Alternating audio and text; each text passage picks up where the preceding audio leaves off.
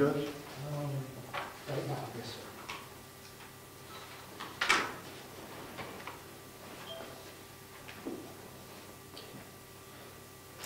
The date is August 21st. The time is 6:30 p.m. Rick Charette, Present. Rob Collins, Here. Gary Ciccone, Absent. Jim Freeman, Absent. Ed Comeau, Here. David Champion II, Present. Rich Zacher, Here. Richard Peckham. Here.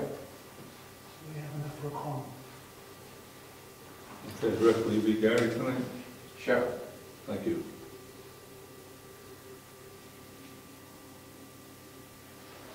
Do you want me to move so my back is not to you? No problem. Public comments? We're gonna switch the next two. We're gonna go from right to number 6. Attorney consulting regarding the amending of the zoning ordinance. Thanks for coming. Of course. It's, let's see. I'm sure you're present. It's been a few weeks since we looked at it, but we went through it after you sent it to us.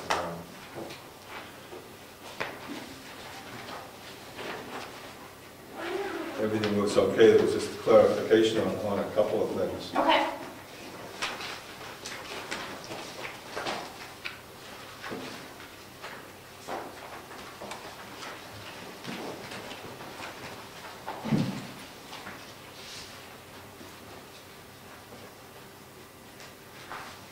These little notes for formatting and everything, that's just moving things around, making it clear. Some of them, yes.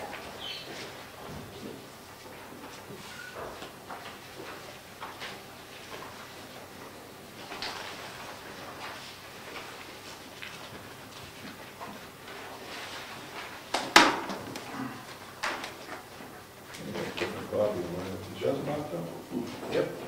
Want to lead this? Excuse me? Want to lead this? If you want me to, do you want to go through each of the items? Yeah, I want to go through each item, but some of them we can... Yeah, some of them are, I think, clear, and some of them are not so clear, I guess. We have more questions. Stop us on your notes if you have. Okay, so page 2, I think the first markup we see is on page 2 for home occupations. Yes. So this looks like you just I just moved it around a little bit. push the definition down into the bullet Yes. point. Yep. Now, it doesn't look like you've made any change to, maybe, I haven't made any substantive changes.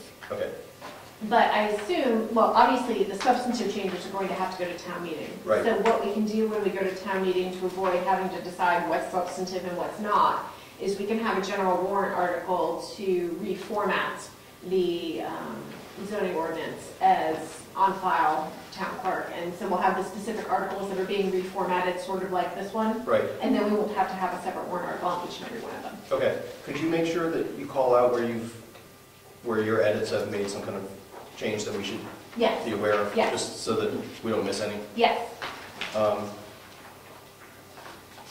Does our home occupation, home occupation is something we worked on the last couple of years. Right. Does what we have here make sense? It does. Do you see any problems with it?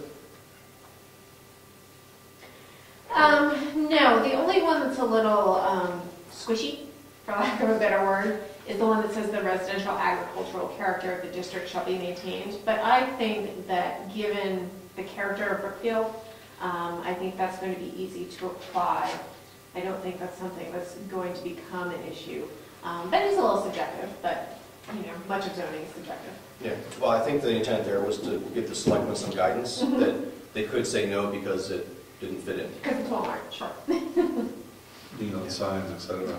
Yeah. Now, does it add any structure where that's basically a repeated theory in most of our documents where we want to maintain the agricultural integrity of the region?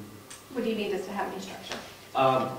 Where it's mentioned in multiple places throughout, is that bring a continuity to how we're trying to express, or how the people are trying to express how they want their covenant to run. Absolutely, and it's also in your preamble, which talks about preserving the rural charm now attached to the town, so it's clearly an overarching theme of your zoning ordinance.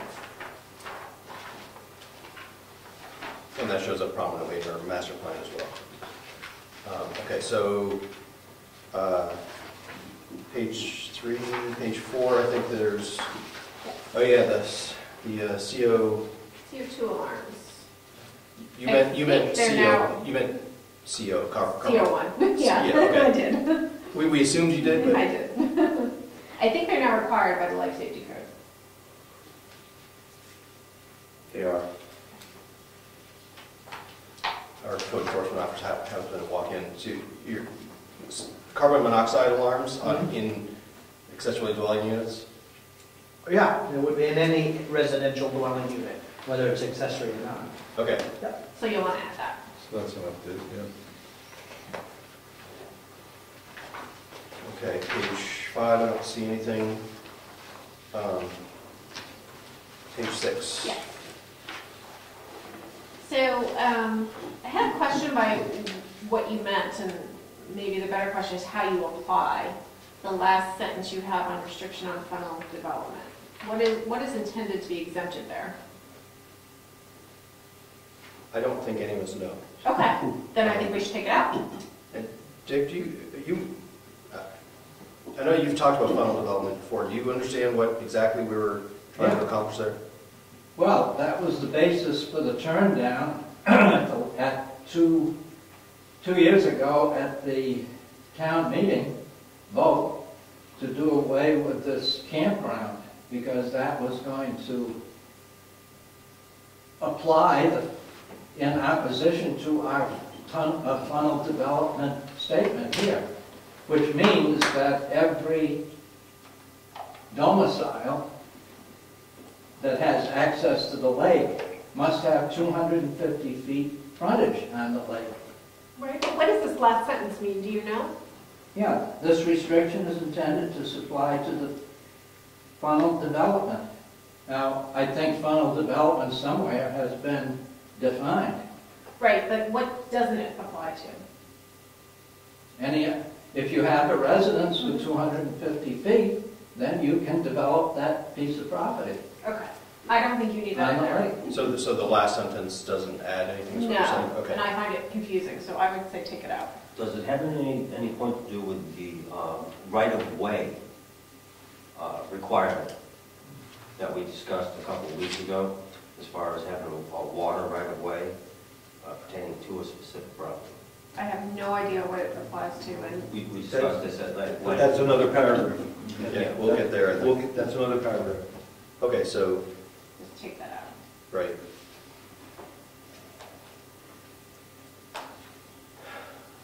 Okay, building lot requirements. Yep. So you have in here language which would require a lot size to be larger to sustain development according to state lot size standards. I assume you're talking about state septic standards there? Don't know. We're not experts on all this stuff. so- Yeah, I actually would take that out, because if they're not going to get state approval for whatever they want to do, they're not going to get state approval for whatever they want to do. I don't think you should have in your zoning ordinance sort of this discretionary, I know it's not really discretionary, but it's sort of discretionary ability to increase the minimum lot size. I think you should have a 2-acre minimum lot size, and then if they've got issues with the state, they've got issues with the state. Okay. Okay. So it's basically redundant. Yeah. I'm sorry? Redundant. We'll remove that, yep. And then in paragraph C, it says the lot width at the right-of-way shall not be less than 250 feet. Does that mean the frontage? Yeah, Jim alluded to, we had a discussion at our last meeting about right-of-way, and I think that's one of the things we wanted to talk to you about is, I think the intent here was on a street, Yep. but we think we believe that right-of-way can take on a broader definition than that, including waterways and things like that. So, Basically, are you saying that you want to require 250 feet of frontage on a road, and if it's a waterfront lot on the water? I'm not sure that we had a consensus on exactly what we wanted, but I think we wanted to understand it. We certainly want to understand it more. And right-of-way is defined in your ordinance as highways. So if we want to expand that definition, we need to expand the definition. So right away, the ordinance already is highways or Right-of-way roads. includes, is limited to, and actually we got a question back here too, all town, state, or federal highways or private ways dedicated to public use as property shown on an approved subdivision plan in no way implies acceptance of any private right-of-ways in the town of Brookfield. And my question was whether frontage on class 6 roads was acceptable or not, or whether you wanted frontage on a class 5 road. I'm not up to speed as to where that is applied. What section of Building lot requirements. our existing building lot requirement is 250 feet of frontage on a class 5 road, So we can add that to the or right-of-way. 250 feet of frontage on a body of water, such as a pond or lake. That would be a navigable waterway that fall under Department of the Navy, 1893, where it applies to the EPA regulations. I think our last disposal of waste. Our last discussion about that, the boards, they were going to just say Kingswood Lake, because that's the only lake or body of water that we were concerned about, because we have a lot of streams, whatever. Now, these lots that have 250 feet of frontage on Kingswood Lake, do they also have road frontage, or are they only accessible by boat? We got They're both. accessible, many are accessible, like your place, right? You're on a class 5 road. You're I'm on a private road.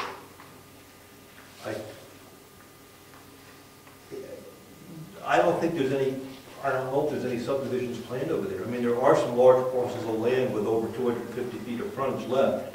And it doesn't really matter whether there's subdivision planned over there. I guess my question to you is, what do you want? Do you want all lots to have lot frontage on a road? And then if they're waterfront lots, to also have to have 250 feet of water frontage? Or are you comfortable allowing lots that don't have any road frontage, they're essentially landlocked, but they've got 250 feet of frontage on water and can be accessed only by boat? I think from a safety perspective, you need access on a road. I think so too. Otherwise, you can't put a fire out, you can't get an ambulance in there, you can't do anything. Now, is it 250 feet? That's another question for the board. How many lots are just accessible by water? Just one, right? No, today there's 2. Today there's a bunch on the back side that don't have a road to them. To the extent they exist, they'd be grandfathered. Yes, but there are some large parcels left that, you're right, there are some large parcels left that you could subdivide. You have And to put, cut the road. They'd have to cut the road. One thing. okay, if they have to subdivide, okay, if they have to subdivide, it's one of our, But they don't have any, I'm not sure how they would put in a road without, because they're behind 10 other lots, right? no, some of them go right up to the main road. Right, but the ones that don't, They would need a variance from the zoning ordinance, and they would need permission from the selectmen to build, pursuant to 674-41. I would think we're best served if a fire truck and an ambulance can get to somebody. Okay. And The point I would make would be a lawsuit that was lost by the town of Epping, which forced the town of Epping to create a road and maintain a road that was basically an extended driveway. I pointed out on the map, I can't remember the name of the street, but it's on the west side of Epping. They lost a lawsuit because emergency vehicles were not able to access the property because the person did not maintain the entire length of the extended driveway. And it forced them to make that an accessible and maintained road by the town of Epping.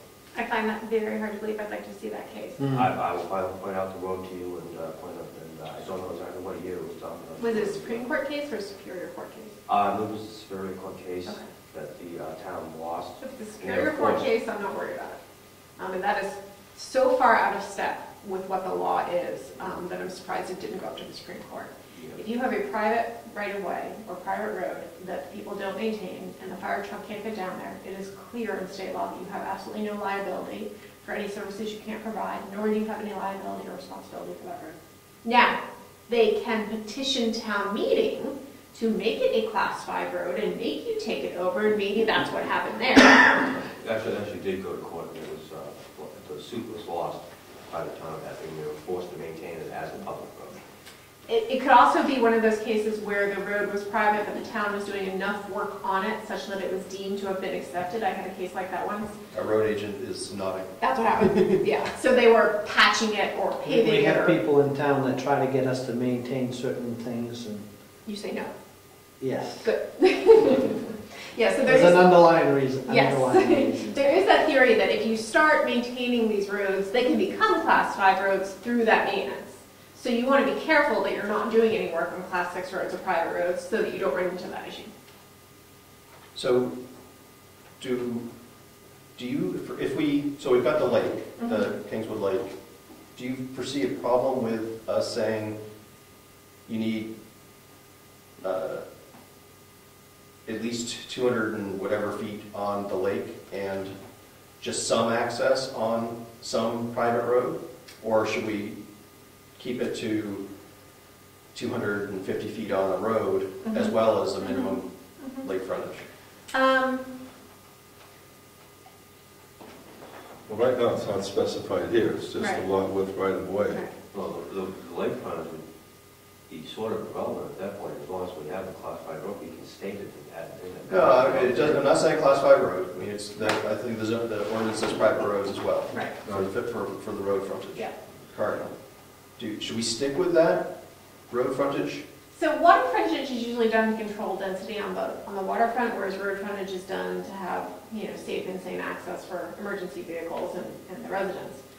If you have 250 feet of frontage on a road, you sort of, unless you've got lots going like this, you're gonna have 250 feet of frontage on the waterfront. So I'm not sure you need both, particularly where you've got your funnel development restriction, because that's really where the problem would be, that you have 50 feet of road frontage up here and then, all these lots or 50 feet of frontage here and then all these lots back here.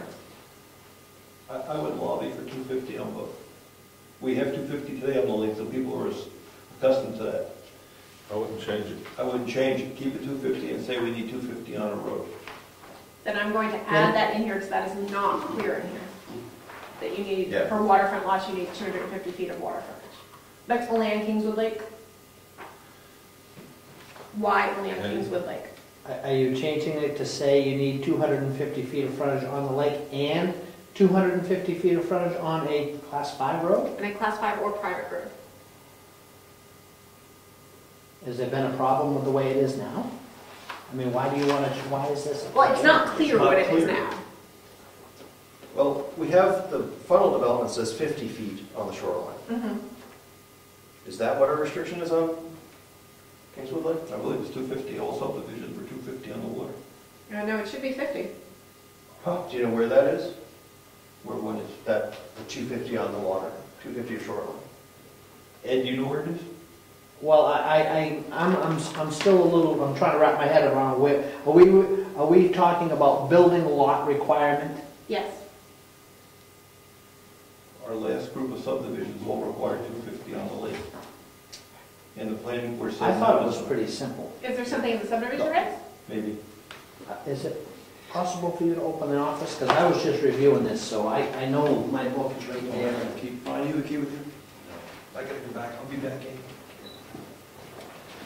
Because it seemed that the existing zoning was pretty clear that if you wanted to build on a non-conforming lot, or if you wanted to build on a lot, you had to have 250 feet of frontage on a Class 5 road, Yep.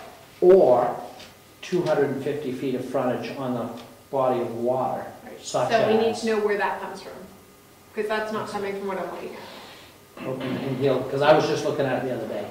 Can we go back up to funnel development too? Funnel development says you have to have 50 feet of shoreline for each person to whom such permanent or temporary rights are conveyed.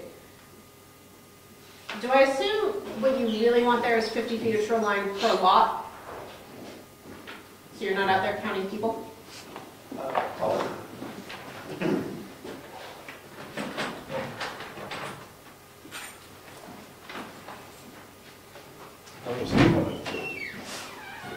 Well, the funnel says 50, but If you want it to be 250, we can make it 250.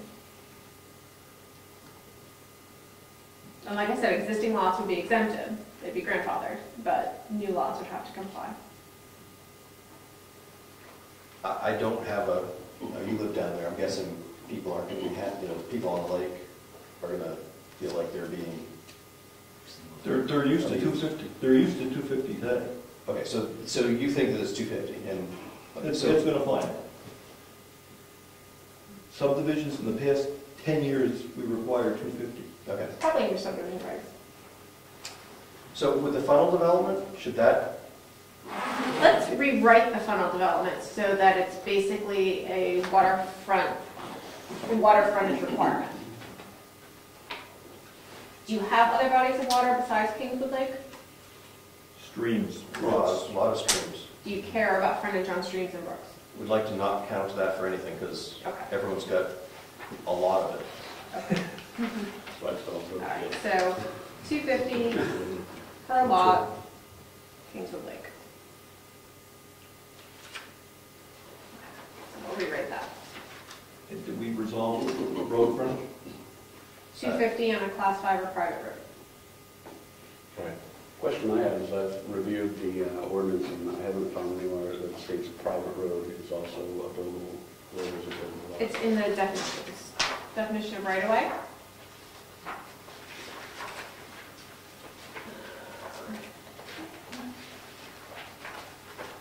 Page 48.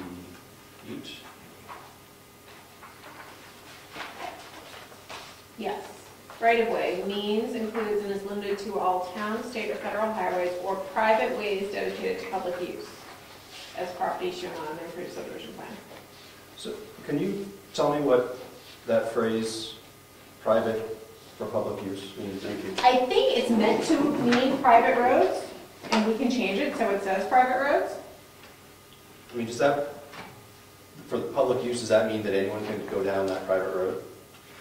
Really, anyone can go down that private road. The essence of a private road is really who maintains it, not who uses it. Okay. Could they put up a gate, make it a gated community? Sure. But absent a gate, how are you going to stop people driving on the roads?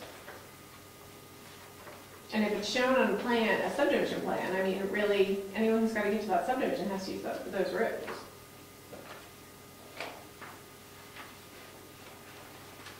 Does the person who's doing the subdivision have to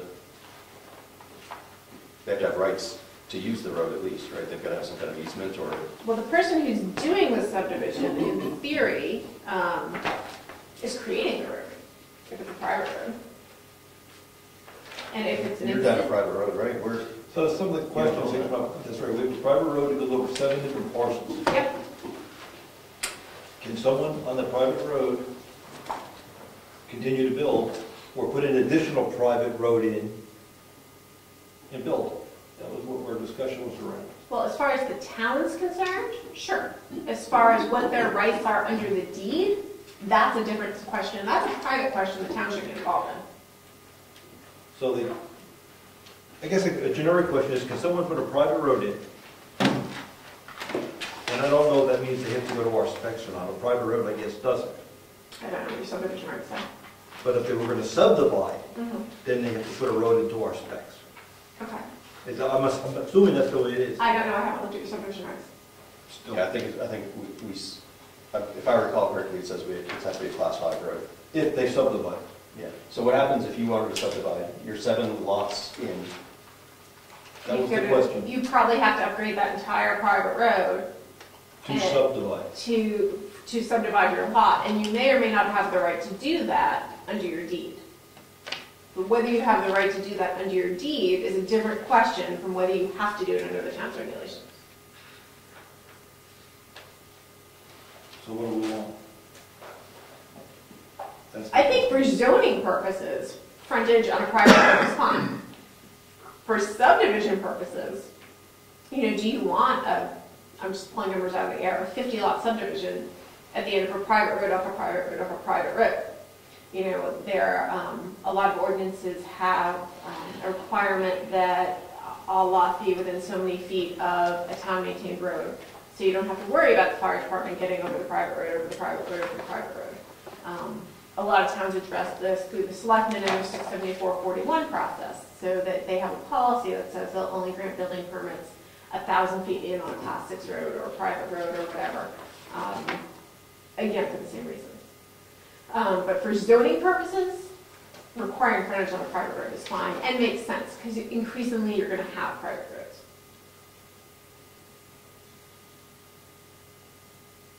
But we could spend 8 hours talking just about roads. Can't afford that. Paper roads. And frankly, I'd send someone else from my office to do that. Okay, so I'll rewrite that to reflect what you want it to reflect.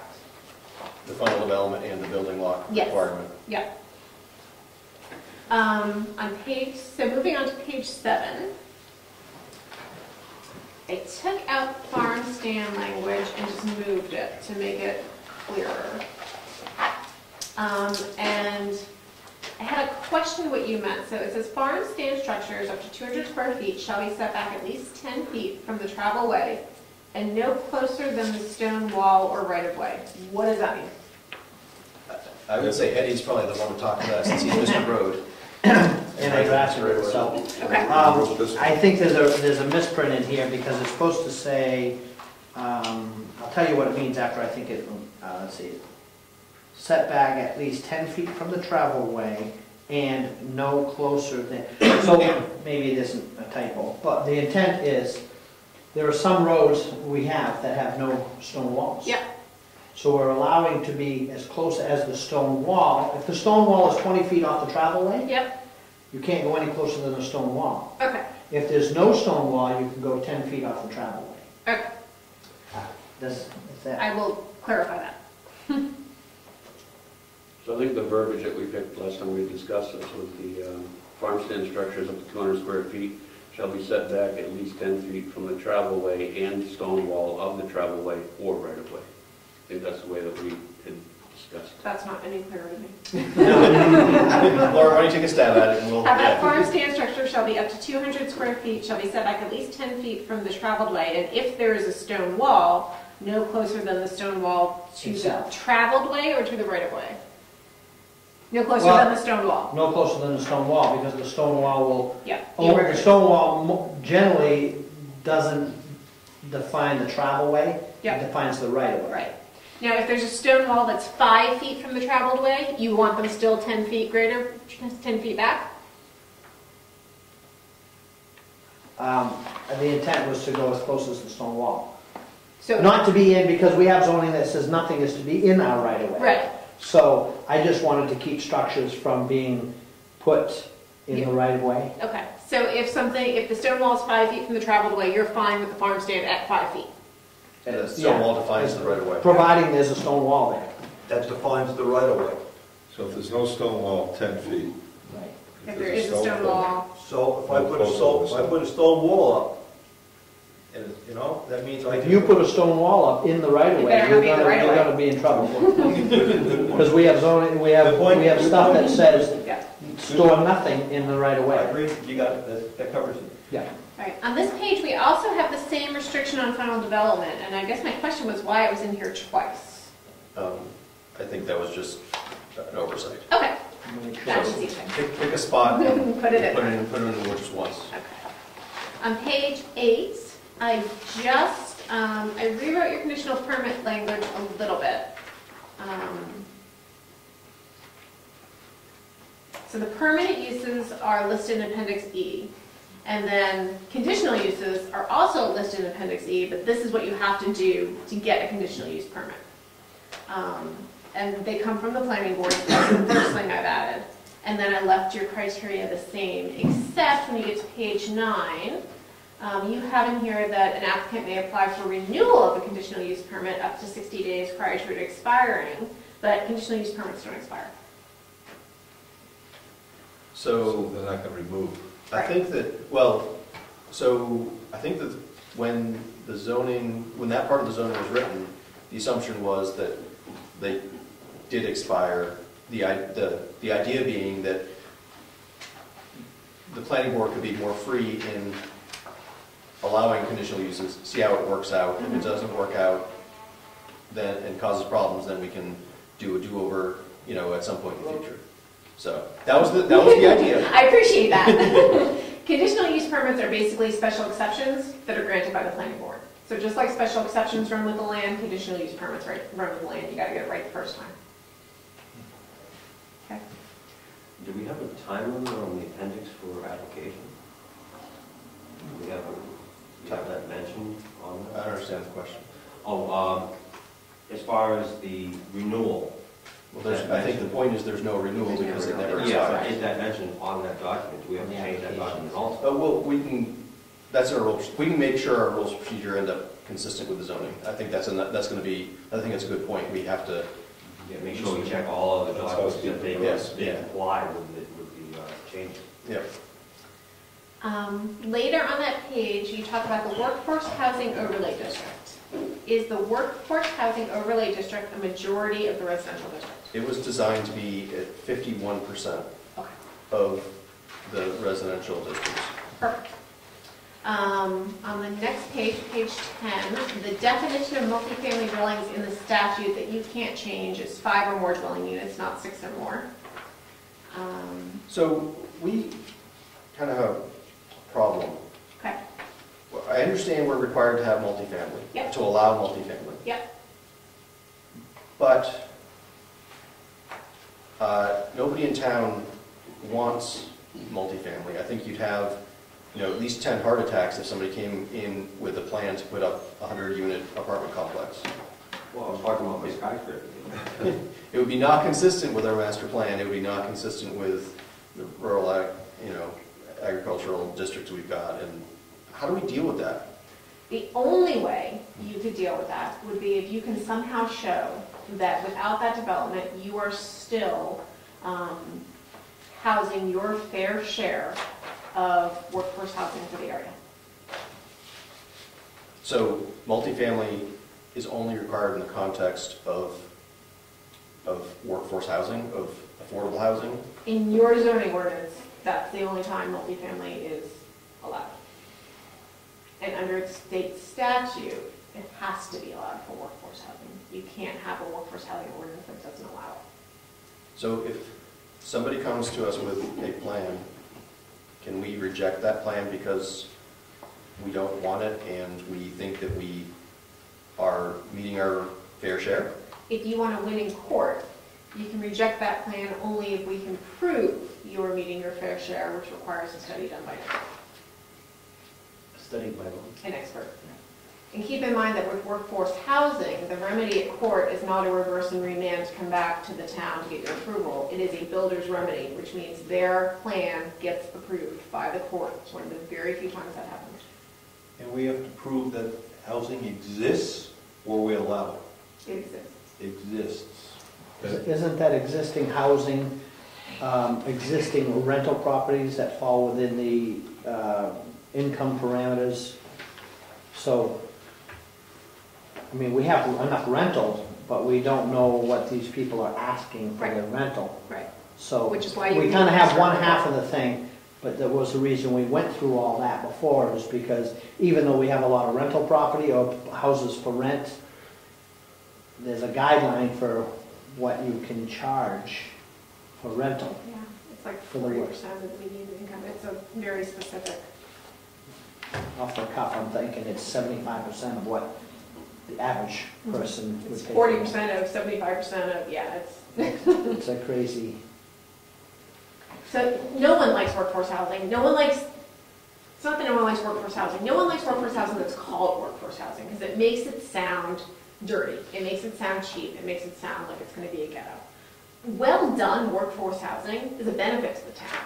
It really is, because it brings you in new people, new blood, new ideas, new energy, and it provides housing to people who need it, someplace that they wouldn't ordinarily have that opportunity to live. opinion. That's an opinion. Well, that's the theory.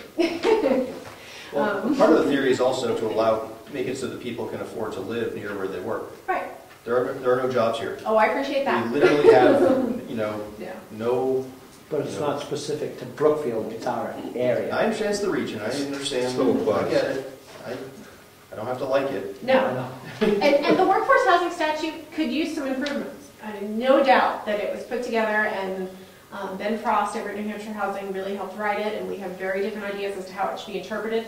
And there haven't been, to my knowledge, any cases about it yet, because we've been in the recession. I think having some court interpretation of the statute as we move along is going to be really helpful. Right now, we're all just sort of shooting in the dark. So the multifamily housing per state is 5 or more dwellings? Yes. What happens if our zoning says what it says, and somebody comes in with a plan to do, What the state Multifamily. law allows, yeah, I think you would lose an appeal. But if they come to the planning board for a proposed development for workforce housing, they also have to show, the developer don't they have to show that they're gonna be offering these for rent at that same pace, or rental scale? So they can't slide a multifamily regular rental in expecting to get the same rent as non-workforce housing. Right. The way it's set up, that first initial offering has to meet those income requirements. There is nothing in the statute that says the second rental offering has to meet those rental requirements.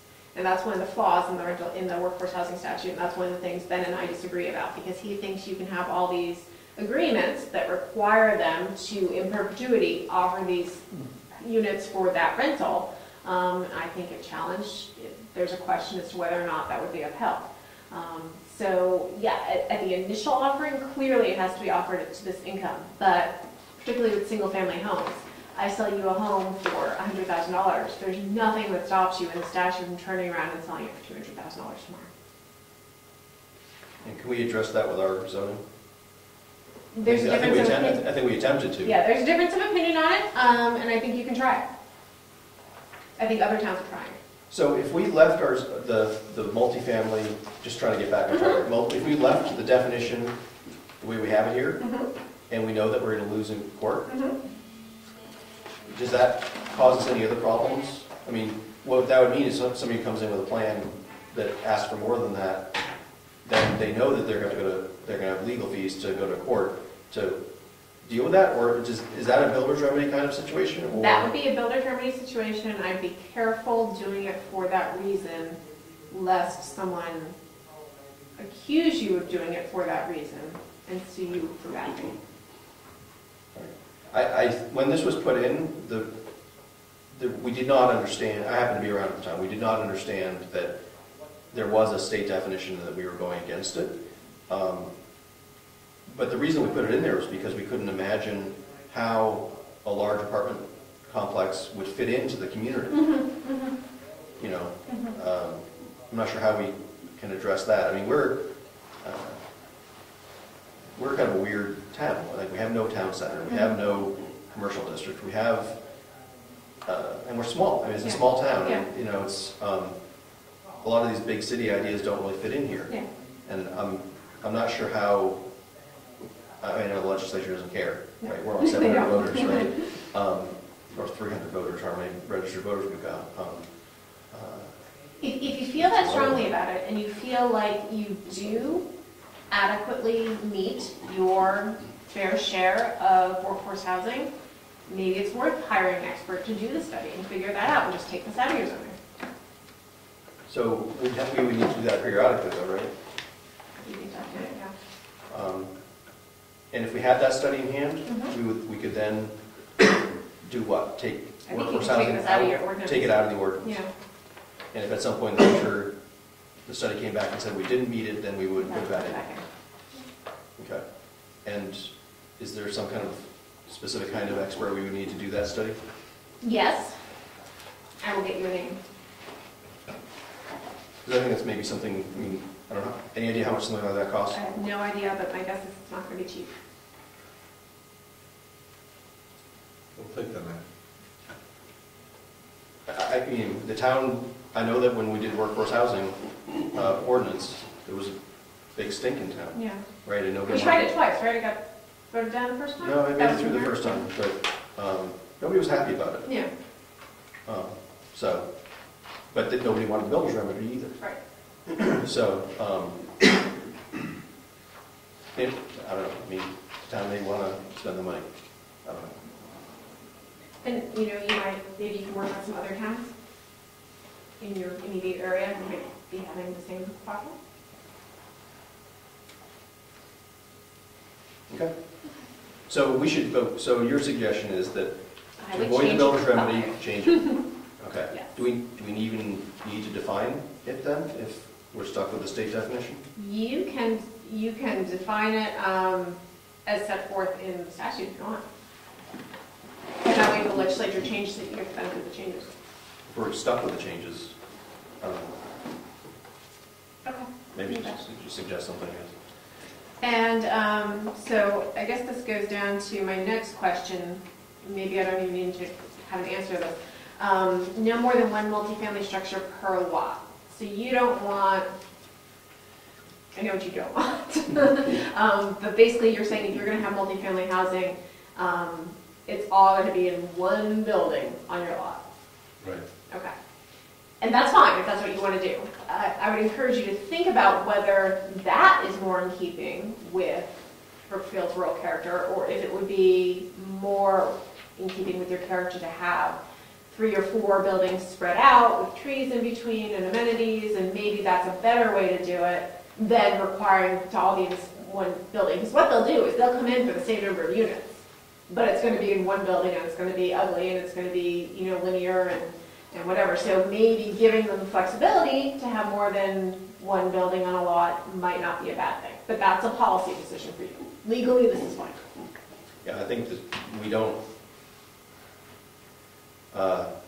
we had a fight a few years ago about accessory dwelling units in accessory buildings. Okay. And that caused a lot of Conservation. people were, you know, I mean, everyone thought, oh, everyone's going to have everyone's got a barn. They're going to have an apartment in the barn, and we're going to double the population of the town. We're going to have all these voters that aren't taxpayers, or not directly taxpayers, and everyone's upset. Yeah. So I don't know whether that translates to this, but just we had a big stink about whether or not you could have more than one dwelling on a lot. So. Okay. So it looks like we say per state, multi-family dwellings, 5 or more units. That has no ceiling Right. Could be 1,000 units, on one 5-acre lot. I guess. Well, I mean, you still have density requirements that got to meet. I don't think we do. You don't have any density requirements? I don't think so.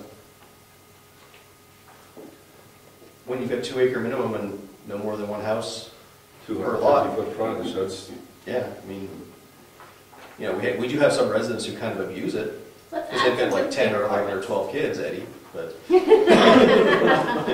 It's all right, I save them $110,000 a year in schooling. Yeah, it's okay because you homeschool, so. Well, let me look into what we can put in here for density to help you address that issue. Could we address the issue of a large project through density, so that Right. if somebody did want to put in 100 units, they They would need a certain amount of land. Yeah, I mean, they're not going to need 200 acres. Right. But yeah, absolutely, you can have a density requirement. It's going to be a reasonable one. so it looks like now they can put a 1,000-unit building Yeah. on All right. one of my building lots. So I will find you some reasonable density limits. And that will help.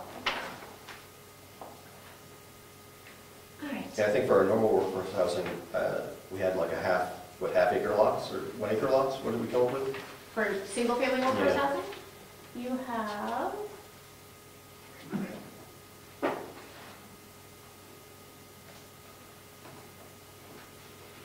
Just road frontage. DS.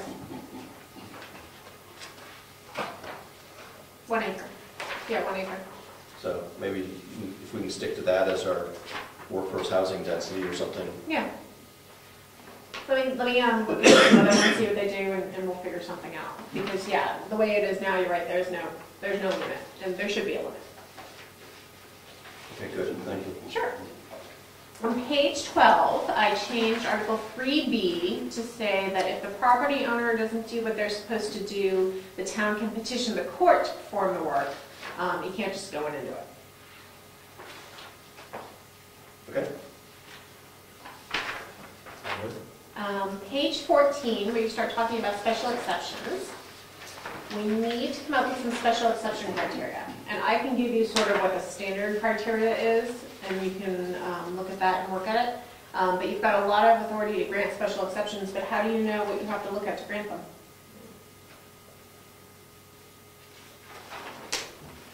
So what kinds of things are normal?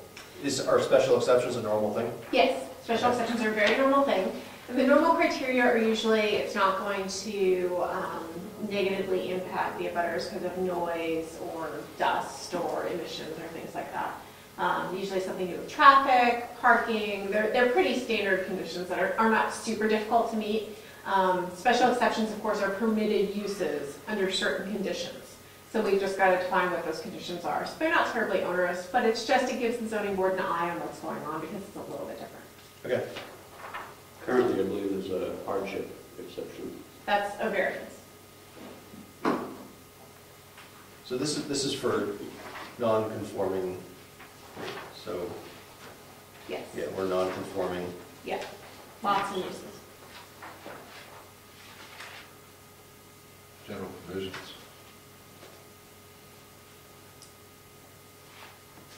Yeah, but I think page 14 is into non-conforming use. Mhm. 13, bottom of 13 starts. Yep, non-conforming lots is part A, non-conforming uses is part B. 13. It's on the back of 14. Okay. These on the no, oh, you're single-sided? Or you're just missing your, I don't know. Are you missing half your pages? I'm missing 13, yeah. Okay. The changes are on Well, 14. here's what 13 looks like. Okay, thank you.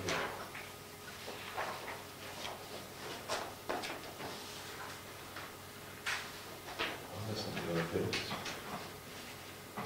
Well, that's going to make this difficult, isn't it? Yeah, I'm lucky so far. And then I took out the language in here. So I'm sorry, so Yeah. this is special exceptions to allow somebody to have a change in use? This is if you have a non-conforming lot. So a non-conforming lot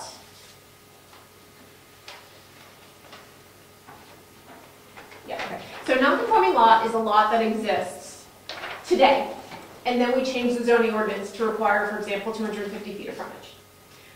So the non-conforming lot can get developed under this with a special exception as long as it meets the certain criteria. And we'll come up with what those criteria are. Okay. So, question on that. So is it the lot that's non-conforming, or does that include the buildings that are on it? Okay. So for example, if there's a building, say we have a 50-foot setback from the road, or Yeah. whatever our number is, and there's a building that's 5 feet off the road. Yeah. There are non-conforming lots, there are non-conforming structures, and there are non-conforming uses. It's very easy to get them all confused. The lot has to do with the dimensions of the lot, frontage, width, lot size, that sort of thing. The building has to do with where the building is located on the lot. So is it too close to one of the boundary lines, so it's invaded setbacks? Is it too tall, and we've adopted a height limit, that sort of thing. And non-conforming use is what's going on in the building. So is it a commercial use in what is now a residential zone? And you address all three separately. Okay, so this specifically is about the lot. Lots, yes. Okay. So how would somebody change their lot if it's non-conforming? They wouldn't change it. What they would do is they'd be able to develop it despite the fact that it doesn't comply with your zoning ordinance, with a special exception. Granted by, The ZBA. So it's in the section on lot, even though it would be about developing it or using it. Right, because it's the lot that's non-conforming. Okay, got it. I took out input by abutters as an important consideration because input by the abutters is never an appropriate consideration. And I took out A and B because they're sort of things that, of course, they have to meet. So I don't think there's any reason to spell them out, and we'll make sure that the ideas of these get coordinated into the criteria we're going to give you. I did change the authority to grant extensions from the zoning board to the board of selectmen. And the reason I did that is because it's the board of selectmen that is the enforcing authority of the zoning ordinance. So it's the selectmen who have the authority to grant the extension, not the zoning board. There's no mechanism for the zoning board to grant an extension. Things go to the zoning board for a variance, or a special exception, or an equitable waiver. There's nothing that gets them there for an extension. So I just changed that to the board of selectmen. Page 16. In your manufactured housing, I just added some clarifying language. In Article 6C, say camping or travel house trailer will not be used as a permanent year-round dwelling, which I assumed was what you meant. Yes, okay. Yes. And up on the top of the page, I changed your variance criteria to conform with state law so that it says granting the variance will not be contrary to the public interest as opposed to will benefit the public interest. Personal wireless service facilities are a big old mess right now. Basically, the legislature has adopted a statute which says if someone wants to co-locate, you don't get to say anything about it. You can review it for building permit to make sure it's going to meet light safety codes, but you can't make them come in for any sort of zoning approval, and you can't make them come in for site plan approval. I don't understand. Go ahead. So if someone has a cell tower that's been approved, and AT&T built a cell tower, and Verizon wants to add an antenna to that cell tower, you don't get to say anything about it. Also, if there's a church steeple and someone wants to put a thing on it, you don't get to say anything about it. So they can modify an existing structure or antenna or Yes. whatever. So this would only apply for new facilities. Right. So I'm just going to go through and make those changes. I'm going to have Stephen go through and make those changes in accordance with the new statute. So we, obviously we got some sample language. Yep. Do we need all this? Probably not. Because maybe it's just a matter of style, but I think it's silly that we've got, I don't know, 20 pages on Yeah. cell phone towers. Everyone does. I know, but it's silly. And I agree with you that it's silly because no one reads them. So yeah, we'll go through them and we'll figure out what you don't need or if we can simplify them and combine those. So, I mean, I don't think, do we have any intent? No, but you know, the technology's changing, and I don't know whether we restrict them. They're going to these little cubes now. Do we consider that a cell tower? Would it be a little cube on a pole? I don't know. I hate to restrict that when it's just the size of a Well, the reason that we want to restrict, How? well, we want to, I don't want to say we want to restrict, we want to control them a little bit is. You don't want any of them on top of Moose Mountain. Yeah, they big and ugly. Yeah. But now they want to put them right down the road, every 300 yards on a telephone pole. You're talking about a wireless transmitter. So it's a new cell tower technology. It's not a new, it's not a cell tower anymore. It's a new technique to communicate wirelessly. For cell or for internet? For cell. 3G, 4G, something like that. Yes. Some kind of G, Yes. not Wi-Fi. No, not Wi-Fi. Make sure you text them on that. It's a different discussion. But the question is, we don't want to, I don't think we want to restrict something that's that small. We may not be able to. You may not be able to. You won't be able If it's to. going to be affixed to the telephone. Because it'll be co-located. Why would we even care? I mean, Radiation. the zoning should only, I think the zoning should only be there to help keep the town from getting messed Yeah, up but what by was it? development, right? If it doesn't impact the town, we Yeah, let it happen, yeah. Well, we couldn't stop it. If it's co-located, we can't. Right. So we can't restrict or control smart meters, No. which transmit Right. wirelessly. Cannot. No. Can we do direct manufactured housing? Just Yeah. Quick question I have on that is regarding the travel trailer or camper. Are we saying that it's acceptable for somebody to drag a camper out to the backside of Kingswood Lake and camp out there all summer? Okay. What do you want to say? Is that what you want to say? Well, let's say property owners and they're, Right. by the way, I read this, this is allowing them to still have a camper on the property. To store a camper on the property? Well, if they're using it for summer camping, because it specifically Yep. says a year-round dwelling. Right. And I Does not added that restrict. language assuming that was what you wanted. But if it's not, let's fix that. There's someone that says no camping? We do have a, Tent camping. as a business, right here. It says nothing about. It says does travel say trailer campsites. parks, manufactured home parks, and tent camping sites are not allowed within the town of Brookfield. And then it says a camping or travel type house, trailer, or recreational vehicle may not be used as a dwelling, was your original language, and I added permanent year round. But if you don't want it used, Or summer residence, yeah, what do you want? or temporary residence, I don't. I I'd think, just be concerned about someone dragging campers in all over the lake and sticking them on their property. You have to be a little careful with that, because They own- somebody can come up to visit, say, your uncle comes from Wisconsin, pulls up and is staying in their camp, their RV in your front yard, and we could actually have them thrown off the property. Yeah, you If gotta you be careful, restrict you it gotta too be much. careful. Right, Right, yeah, right. I think C said you can't use it as a permanent residence. Permanent resident. Was that the intention? Yes. Yes. Okay, B was, I think we were talking about commercial campsites. yes. And the way it's written right now, it says you can't camp on your property. That's what it seems like it says. That's what it seems like It it does says. not. But we don't want it to say that. I don't believe we No, do. okay. We want to allow people to possibly pitch a tent right on their own property. Cool, yeah. Also, our It's definition for tent, is it tent camping?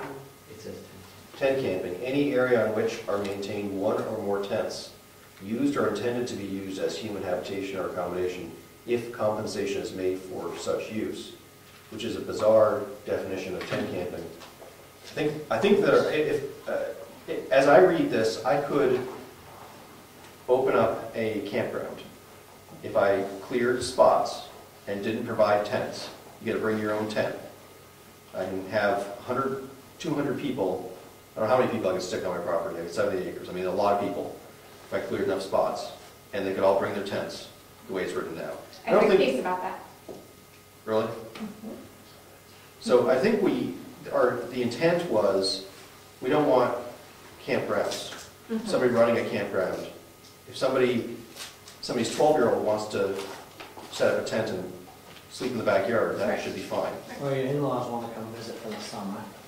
Yeah, and I think that, with as far as the RVs, I don't think we want somebody living, that being their house. Right. But I think that if somebody were like renovating a house and they're gonna spend the summer in an RV, I think we've had that case come up a couple times, and I Yep. think that seems very reasonable. Yep. Oh, we pull out there. And somebody coming up to, because they've got some land and they want to park their RV and come for the summer. Yeah. I think that's reasonable. I don't know what other people think, but Okay. I think my concern is what I've seen in other towns, is people pulling up camper trailers and then adding enclosing their porch, and then, the pink flamingos in the front, and they're there all year.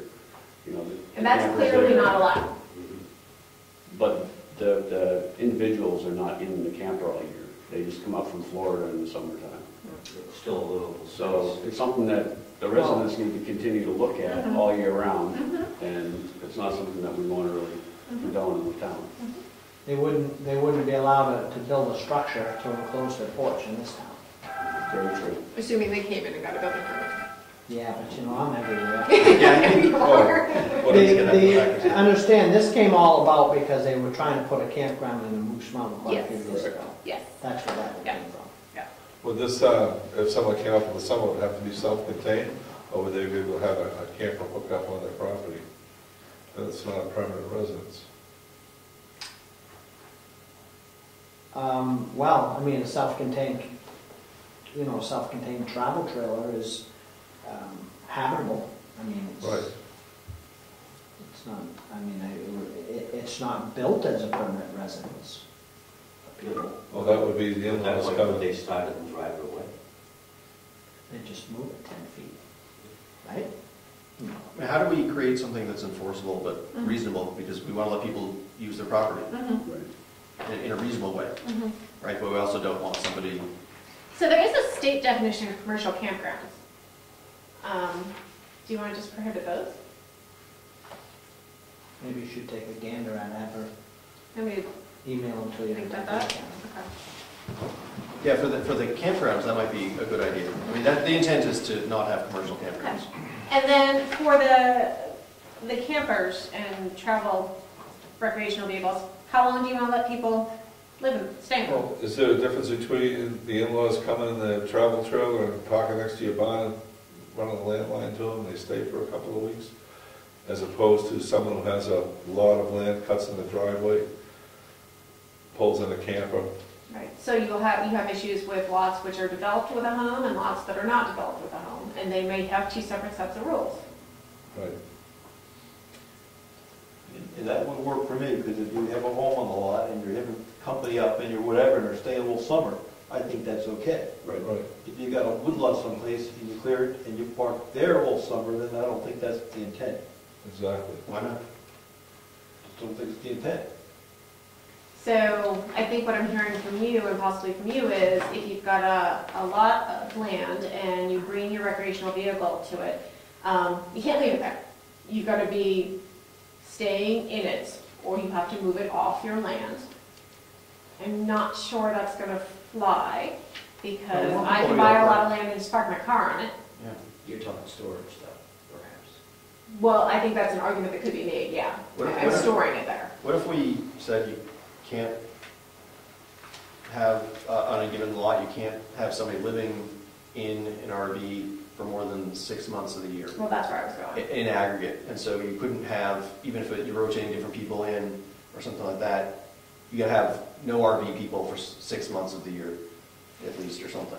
The occupancy can't be more than, Well, not just the occupancy, it sounds like there's a concern about leaving it there year-round and just occupying it half the year. I guess I don't see the concern with somebody parking an RV And on their may I lawn. speak, Mr. Chairman? Yes. I mean, I find, I like freedoms and liberties, and if I had 50 acres up a class 6 road and I wanted to drag, and I enjoyed being in the woods and I was forced by employment reasons to work in close to a city, I would hate to restrict somebody from leaving their camper that's not bothering anybody, so they could come up 4, 5, 6, 8, 10 times a year, but it's too much of a hassle to drag it up into the woods and out every spring and fall. Yeah, I don't think we need to create a shanty town. Could you put a distance restriction from abutting properties? Yeah, you could. It would have I to think- meet the regular setbacks. So, Yeah, but like the camper could not be parked within 500 feet of any abutting property line, just so it's not visible. So you got the 500 acres, you plop it in. Why can't it just say neat in appearance? Why does it have It's to too stop them from, it's what? Too too subjective. subjective. could that be construed as being prejudice to people with small lots? Mhm. I think it's okay if you leave it there all year. Just Or you don't address live- the you don't live in occupancy all of year. it, I Okay. think, I think the duration of your occupancy. argument of putting it back in the backcountry, and you come up on weekends, Well, for duration of occupancy, they have the manufactured housing, and that year-round occupancy needs septic and power, correct? Yeah, if you wanna, Not a- yeah, if you wanna, Really? yeah, it's a different set of rules for manufactured housing as opposed to a travel trailer. There's no So- holding so- tanks in manufactured housing. So someone can come to this town with a travel trailer, park it on their lot, put in a septic, run power to it, and have access to it all year round? If they went, I mean, technically they could if they went and got a state-approved We septic can system. say you can't install utilities to service these things, if that's what you want. We already restricted manufactured housing and travel trailers, right? I don't think we restrict manufactured housing anymore. Manufactured housing is allowed on all individual lots. Well, modular homes, I'm not talking about that, I'm talking about putting a trailer Okay. on the Travel lot, trailer? making it a permanent residence. Well, the zoning says no. Single wide, double wide, Yeah. Well, single wide, double wide, You can those are do. manufactured housing. right. Yes. Again, the difference is one has holding tanks, gray water, black water, and domestic water, and Right. another does not. So in order to, I mean, if you were going to take a travel trailer which is self-contained, and you wanted to live in it, our zoning says no. And if you wanted to argue that it's manufactured housing, I think that would be hard to do. Manufactured housing is a very specific Yeah. definition in the state law. And as far as hooking up your travel trailer to, give this, and this has happened, they're building a house. And they put their septic in and their foundation in, and you know, they take their holding tank and they dump it in their septic. I mean, you still have to have a state-approved septic. I've seen that somewhere about having a trailer where you build a house and then it has to be removed. Mhm. You have to stop living in it. That's I don't it. think it. Yeah, I think that if we just limit how long somebody can live in it, that's a good start.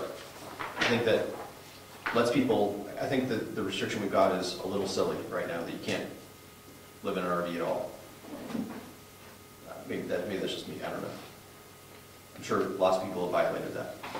And the code enforcement officer hasn't probably gotten out. So, We'll come up with something reasonable, try to come up with something reasonable. Yeah, code enforcement officer. I'm afraid I have to burst your bubble on small wind energy systems too. I have to burst your bubble on small wind energy systems too. Yeah, that was another. You saw that, I That was assume. another one of the cases where the intent was, we don't need, nobody here needs something that big. Yeah. But now, is that a builder's remedy issue? I think so. What page are we on? 27. Yeah. 2728. This is old.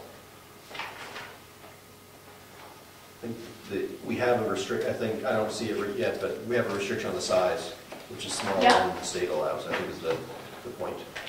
Well, no, the major problem here was that you had to go into the planning board, and you can't do that. The board of selectmen approved it.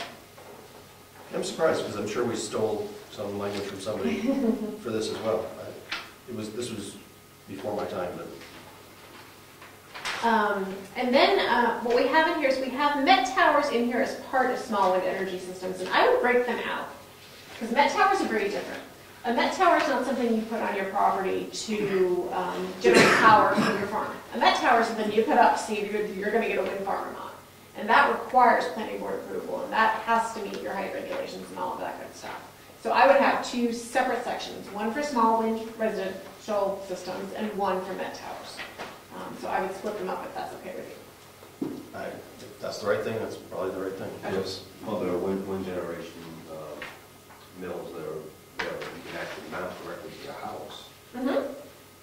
So if somebody generates a small amount to supplement their energy usage, Yep. that's when you come into the problem. And I didn't have any problem with their height restrictions. It was mostly just the planning board regulation of the small wind energy systems. So I'll fix that.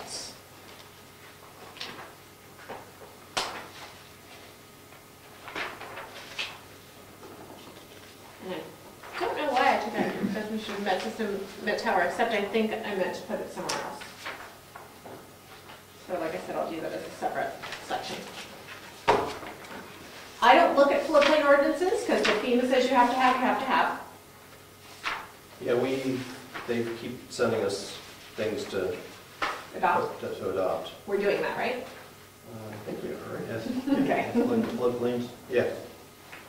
And then in your definitions, the major questions I had were, you've got some terms defined that I didn't see used anywhere, Certainly possible. so I would take them out. For example, environmental assessment. I don't recall seeing that in there anywhere, so I would take that out. Your definition of a lot, I don't like, I have concerns about definitions that include regulatory aspects. So your definition of lot says, lot is parcel of land at least sufficient size to meet the minimum zoning requirements for use. The lot has to have frontage on a public street. So I would take these out and move these to your building requirements section. And I would just define a lot as whatever a lot is. I can pull one of those from another zoning ordinance. Non-conforming buildings, structures, lots, uses, I changed a little bit because what you have in here is that something is non-conforming if it existed prior to the first time you adopted zoning. And that's not entirely right, because as your zoning has changed, you've created non-conforming uses. So what I've done is I've just changed the definition to say it was legal when it was created and it became illegal as a result of the change in the zoning ordinance. Right, makes sense. Structures, I added anything permanently affixed to the ground. Tent camping we're going to look at. I missed page 48. Page 48 had your definition of Oh, owner. my favorite. Talk to me about your definition of owner. I have no idea. Anyone? It should be I think our legal intent, documented. our intent should be the person that owns it. Yeah, all right, so I don't think we need a definition of that. Radio frequency engineer, another term I didn't see used anywhere. Radio frequency radiation, I didn't see in there anyway. We've already talked about the definition of right-of-way that we're going to work on. And those were my changes. Didn't we find? RFR is in there. Yeah, RFR is in there? Okay. it is.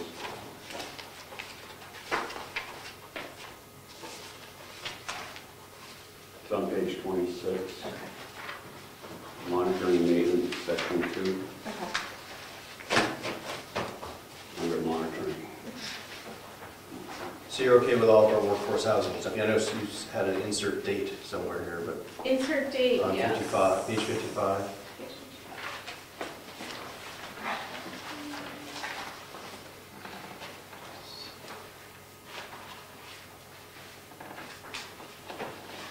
Yeah, so I would pick a date. I pick like January 1st.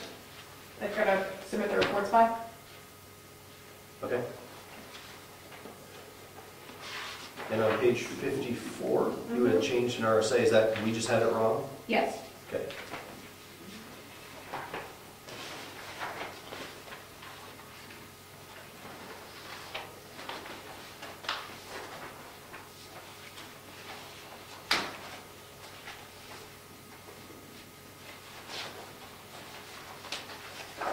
Now, as we're talking about tent camping, I noticed that is a conditional use in the recreation zone. Do you mean tent camping campgrounds? Because then we've got a conflict. Dick, you were neck deep. Don't always look at me. Well, I know you were on that committee. You were on that committee, right? That's But permitted uses, right? It's in here as a conditional use. what was meant by tent camping, Dick? What was the intent? Somebody could come in and pitch a tent and camp So, but in not a recreation so zone, not a campground. not a campground. I think it was designed to help him out, or help, I should say him, to help out the recreational zone, that if they had an event Right. that was multiple day, he may be able to come in and apply for people to Stay over. pitch it, stay there. Because the definition of campground in state law is 7 days. You have to do it for more than 7 days in a given year. Should it be temporary tent camping? Yeah, that should be worded. Tent camping, which doesn't constitute a campground, something like Yeah, that. Or you could, temporary tent in camping. that, in conditional uses, couldn't you put a limit of 2 days, 2 nights? They can absolutely put conditions on it, yes. That way, if he Yes. has a function, I Yeah. mean, you know, how many 3-day functions is he gonna have? They could come up, pitch a tent in the field for a 2-day event, you know, Brookstock. that's right. Okay. So what's the definition of tent camping? More commercial ground? A commercial campground, as I recall from looking into this in another town, is a place that rents campsites for more than 7 days in a given year. If you rent campsites for less than 7 days in a given year on your property, you don't constitute a commercial campground. Don't want to be picky, but you roll it over every 6 days or total? No, a total in a year. Yeah. 7 for you, yeah. Okay. So I will go through and make another set of revisions consistent with our conversation, send it back to you. Hopefully at that point, we'll be in a position where we can start having some public hearings and get those wrapped up nice and early. Yeah. I just have one question about very large wind generation Yep. systems. Yep. Up north, there was an issue with building these giant, I mean, they would come into the small towns, Yep. corporations would come in and they would put these huge blocks of cement in, Yep. with these huge towers up. Yep. How does our zone handle that? It doesn't and it can't. If it's over 20 or 30 megawatts, you are completely preempted from regulating it. And if it's the state site evaluation committee, and you can participate in those hearings. But the reason that's done is because no one wants the giant wind generation What did you facilities. call that, the state what? Site evaluation committee? It's done under the PUC. Yep. I found where you asked about the Yeah, yeah. shoreline. It's actually it's under building lot requirements. Yeah. Page 7, it says any lot having a shoreline on, shoreline on a lake pond shall have a lot width of not less than 250 feet measured in. Oh, there it is, right there, isn't it? Okay. But we want that just on Kingswood Lake. Kingswood Pond Like, Lake. Okay. I got a question from the selectmen. Building on private roads Yep, needs selectmen approval. it does. You don't do that, do you? There was an ordinance that was signed multiple years ago. Mm-hmm. Does that have to be renewed, or does that, Several years ago, you probably adopted a policy. okay? You probably want to take a look at it. Yes. See if you want to make any changes. And is it per road, or is it per structure, or per lot, or per what? So your policy can be any one of a number of things. You can say, this road, this Class 6 road is good enough. People can build on it. Yep. And that can be a policy. Or you can say... Road specific. Yeah, or you can say, anyone who wants to build on a Class 6 or private road, you gotta come in, we gotta look at it, we gotta make sure the road is in good condition. And of course, it goes to the planning board for their review and comment, and the road thing is what they normally review and comment on. And then it comes back to you for issuance of a permit. And that would have been a policy years ago, you think? Yeah. And we should just update the policy. Take a look at it, make sure it's still what you want. Yeah. Okay. As technology's improved, sometimes we don't need them to be quite as draconian. Thank you. So I found where on page 34, Yeah. you had a markup on the rated capacity. We had 20 kilowatts, you changed that to 100. I assume that, Statute. so what happens if we leave it at 20? Is there a builder's remedy, or if we would just be likely to lose? You'll lose. And, this is being taped, you'll lose, so the chance of a bad faith argument increases. Okay. They were broadcasting live, too. That's good, we'll look forward to the revisions. Okay, good. Anything else I can do with on here? No questions? Zoning that conflicts with the Constitution. Has anybody ever challenged the constitutionality of zoning? Oh, sure. Yeah. You'll see them as substantive due process or equal protection claims, usually a substantive due process claim. All of your zoning has to have a rational basis. And as long as we can say, this is why we did it, and we've got a legitimate reason, and there's a rational relationship with the zoning regulation, you're fine. It's not going to protest to me. Equal protection is a little bit harder. And what the Supreme Court has recently, seems recent, but it's not really recent at this point, in the Community Justice for Resources case, they held that in the equal protection claim, where someone's arguing you're treating me different from other similarly situated applicants, not only do you have to meet the intermediate scrutiny test, which is not compelling, but it's a little bit higher than the rational basis test. I can never spit it out. But you have to demonstrate that that was the actual intent when you adopt it. You've got to be able to find it in the legislative history. The lawyers can't make it up after the fact. So when we're singling out certain kinds of property for different treatment, we need to make sure that we meet that intermediate scrutiny test from the get-go, and that that's really reflected in the minutes of the public hearings or in the discussions of the board, so that if it's challenged, we can go to court and say, here's the minutes, here's why we did it, and here's why we need the test. Can we do what we normally do and ask Dick? As long as Dick said it originally, yes. So you've read our zoning, and we're... It's grown a lot since we started representing you, hasn't it? Yeah, and I don't really understand why. Well, Because- I think a lot of that is state law has changed Yeah. and required you to adopt a lot of it. What's that shrinking this time? Moose Mountain came in, and that garnered a lot of attention and lawsuits and whatnot. And so that led to a lot of the changes. And I think just as you grow, or as you run across problems, you realize there are things that should be addressed somewhere, so that you don't have to fight about them in the future. But yeah, it does seem like they get really complicated really fast. Are there areas where we could simplify or reduce the regulation, reduce the restrictions that you can see that we could do without be likely to cause ourselves problems? I think you could change your formatting a little bit. So for example, a lot of towns have a table of uses and a table of dimensional requirements. So instead of having your 2 or 3 pages on your building lot requirements, you can just put it in a table. It's not really lessening the amount of regulation, it's just sort of putting it in a different format. It's a little bit easier to read and it's a little more compact. I don't think you're overly regulated by any stretch. I think your regulation to day-to-day regulations that affect 95% of your population are pretty simple and pretty user-friendly. Okay. Thank you. Now, once we're done with zoning, I know many moons ago I'd also been sent the subdivision and site plan review regulations. Do you want to do something similar to this with those regulations as well, maybe after town meeting? Likely. Okay. We'll talk about it. All right. And the really important thing is to make sure they're consistent, so that you don't have one set of regulations in your subdivision regs and one set in your zoning ordinances, because then you know the thing.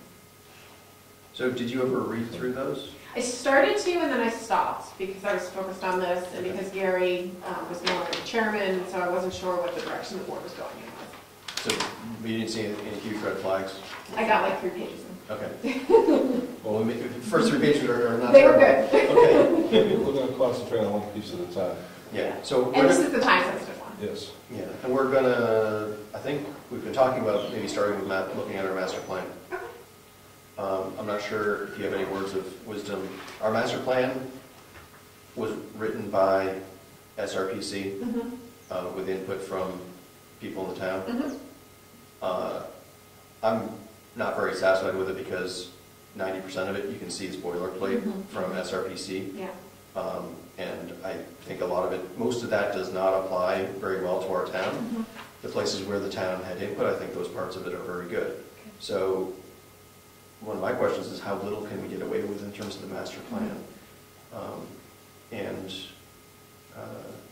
given the town that we are, I can't believe we have this much of zoning. Right. Our master plan I think should be simple as well. Yeah. Straightforward. So there are certain things that are required in your master plan in the statute, certain sections, but it certainly doesn't have to be 20 pages a section.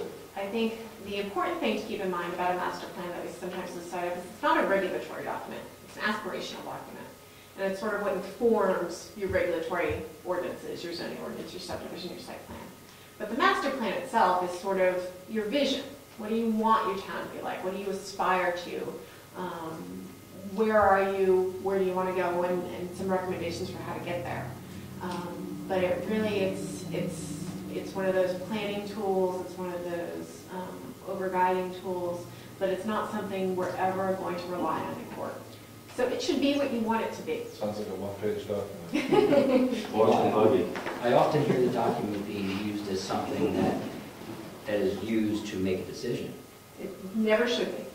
I thought, my understanding was, and I'm sure they'll tell me I'm wrong, but that our zoning, if it's inconsistent with the master plan, that it's invalid. Or it can be invalidated with that as the reason. It could be challenged. It would have to be so wildly off from your master plan. I've never seen a case where zoning ordinance was challenged based on the master plan, and I've certainly never seen one where it was successfully challenged based on the master plan. So we had the camping, the resort that somebody wanted to put in. That is very inconsistent with our master plan. Is that the kind of would it have to be even more extreme than that to be invalidated? If let's say that we had, let's say the planning board put that forward and passed that. Right. Yeah. Got that past the people somehow or something like that. Would that be challengeable on those grounds just because I think it's hard to challenge zoning ordinances on the basis they're inconsistent with the master plan because they're adopted by the town. They're not like your subdivision regulations that 7 people adopt. You've got to have half the town, sometimes 2/3 of the town, vote in favor of these things. So I think it would be a really tough sell to a court. And master plans, because they're so squishy, there's almost always language in there that you can find to support any position you want. Okay. Okay, attorney consultation is over. Time's up. Thank you all. It's good to see you. Thank you. Nice to see you.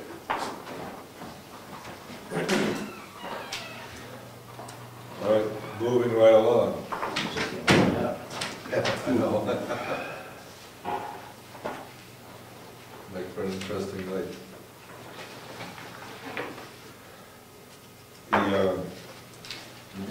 we go through the announcements and correspondence. I got a letter from some people that were looking at possibly purchasing a lot off Tumbledown Road with frontage on Kingswood Lake. And they had some concerns that they were looking for answers for before they made a purchase, of course. And I'm new at this, and I just want a consensus of whether this should be in the in the announcements and correspondence, or should we move it to new business because we're going to give them answers. If it's for a request for answers, it should be under new business.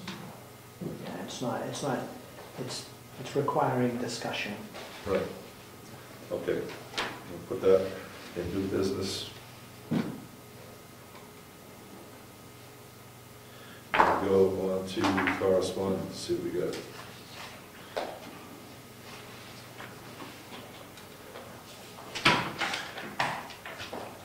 First one, Stafford Regional Planning Commission. Statement is attached, remit your payment, earliest convenience. Is that the membership date? Is that within a year? Right? Dues. Fiscal year 15 dues. Didn't we already vote to not pay that? Last year. This is fiscal year 15. We're gonna ignore them as well because we didn't Is want it to seven? help. What's the amount? Is it 709? No, I don't have the statement, it just says, Okay. maybe it's in here. Sandy Dialogues, lessons from Superstorm Sandy, dialogues, these events are free. 3 workshops, September 11th, 12th, and 13th. Anyone interested in these, they can be in the room.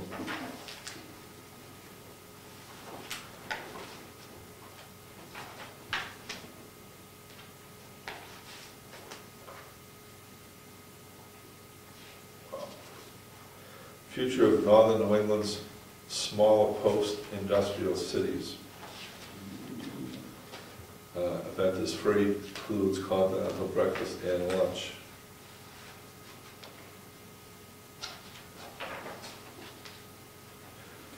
Green infrastructures for coastal resilience, another free one-day training held in 2 locations, Ellsworth, Maine, Wells, Maine.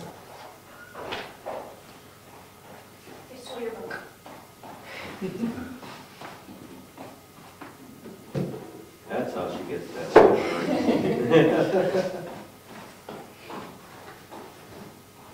City of Lebanon's recruitment campaign to seek a planning and zone director.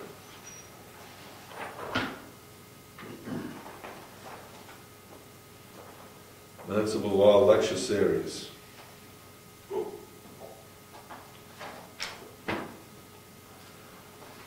Register now and save.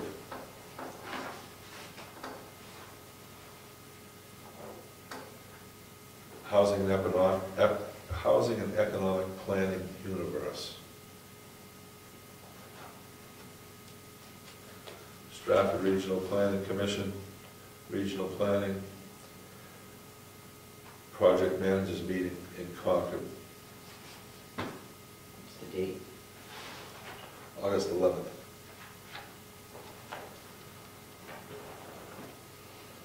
A little late on that one, huh? Mr. Chairman, That's how easy they make it to get to those. I believe that's a newsletter, and I was reporting what happened at the meeting. Okay. It's dated August 15th. Erosion Control Field Day Workshops, August 19th, Molten Hall.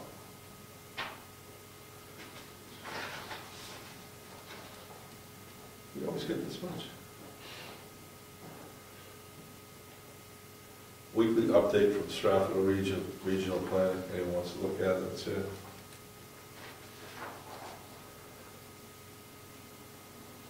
Erosion Control Field Workshops again, still August 19th and 20th.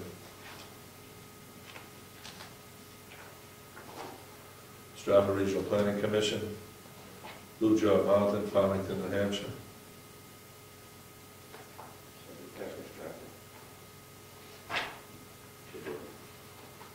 Stratford Regional Planning Commission, Office on Energy and Planning in March. Anyone interested further on any of this stuff that will be in the office? Review of possible approval of minutes, June 19th and July 17th. We can all look them over.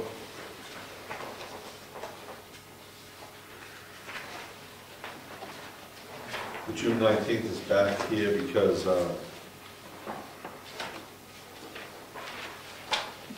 used to say that Ed Comeau was absent, Yeah, correct. and he was approved present. So we moved him up to present. I have not corrected that, Mr. Chairman, I just wanted to bring that up, but that's the original document before we had the one approved, which of course was approved wrongfully. He's not even absent on this one. No, that's the original document where he's not listed at all in the document, with the exception of the second page, where he's, I think it's at the top of the second page, or maybe the Yes. third page, where, 8A. yeah, where he actually speaks in this, so we know he was present, so therefore he should be listed in present. And I'm on film too, so. Yes. I'd say No, no, that. I, you And it's your film. So, George, might have talked. we accepted these and then rescinded that decision? And then is that what this? I'm trying Yeah, to- that's why it came back. No, I think the one that we accepted and rescinded was the June 26th one. The June 19, yeah, the June 19 was the one where we accepted, we amended on the basis that that Mr. Comeau was absent. And he should never have been listed as absent because he was here. Okay. So June 19th, we need to still approve? Well, we took him off of absent, but we didn't put him on present. We approved it wrongfully. I don't believe you changed the meeting minutes. In the following meeting minutes, you say you made an amendment to them. I think once it's been released and This is approved, the that's it. I have not released them. Present, all That's what right. I'm saying. Right. Yeah, we accepted No, that I as was trying to amended. figure if we have accepted these or not. Sure. Did we accept that as amended? Yes, we did. We accepted it as amended. So all we need is just a copy of the corrected minutes. And we amended to amend. What I'm saying is what our amendment to the document is incorrect. We amended it to state that Mr. Comeau was absent, and he was present. Oh, So now we're amending again. I still think we should just ignore it here. So what we're looking to do then is rescind that decision to accept the minutes, and then amend them and accept the properly amended minutes. That's correct. Okay, Mr. Chairman, I move that we rescind the decision to accept the minutes of June 19th, 2014. Here, here. We're supposed to, Second. Any discussion? I think the way it's supposed to work is once the book meeting minutes are voted on, they're official, and they never change. If we make a change to them in subsequent meetings, we say they were incorrect, and we document the changes we want to have made to the earlier meeting minutes. So we have to amend any amendments instead of. Once they're approved, they're official. If they're incorrect, we say they were incorrect at subsequent meetings, In this meeting. in this meeting, and we document in these meeting minutes that we had to make a change. Correct. That's the way it's So always. we can't just. Once they're done, they're done. You cannot go back to meeting minutes and modify. Okay, I will withdraw my motion. I'll withdraw the second. So what we'll do in this meeting is we'll note that Ed Comeau was present on June 19th. Yes. That's a motion second. Okay, so that is a motion? You made the motion? Yes. I'll second. Now then. Discussion? Motion carries. All in favor, say aye. Aye. Opposed?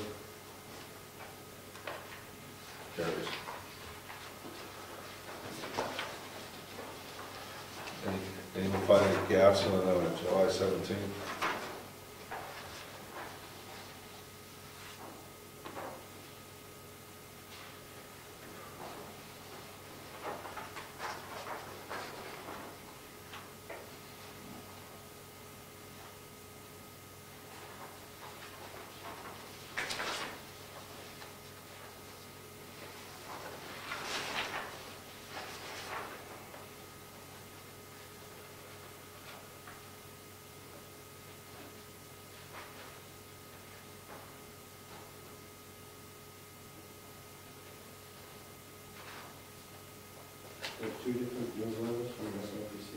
Yes.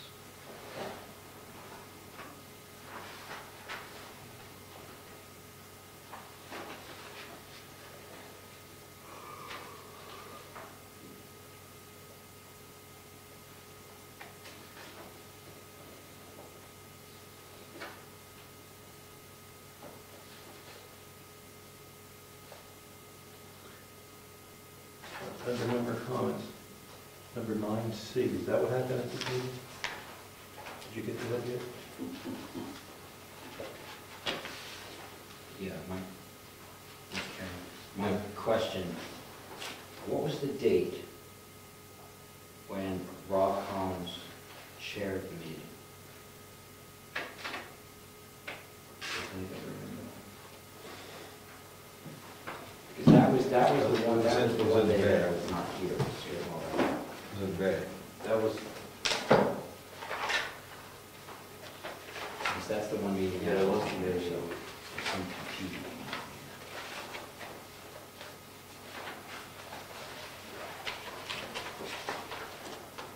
Yes, that was May 15th.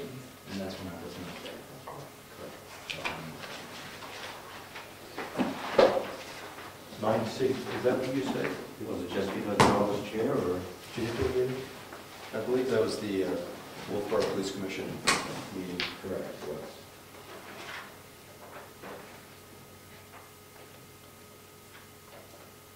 So what's the question on that, C? I don't think the resident talked to Ed. I don't think that's what he said.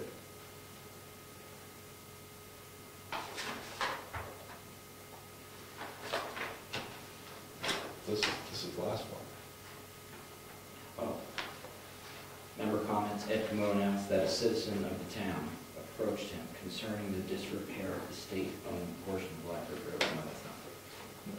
What you said was they approached the selectmen. That's when we got the letter. Correct. So instead of approached him, it should be Approach approached the the select Approached board. the select board. No, I'm sorry.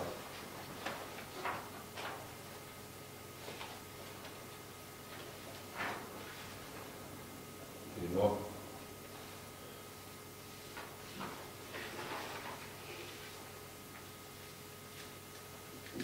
Mr. Chairman, I move that we accept the minutes for the July 17th, 2014 meeting as amended. Second, discussion? All in favor? Aye. Opposed? Minutes are accepted. As amended.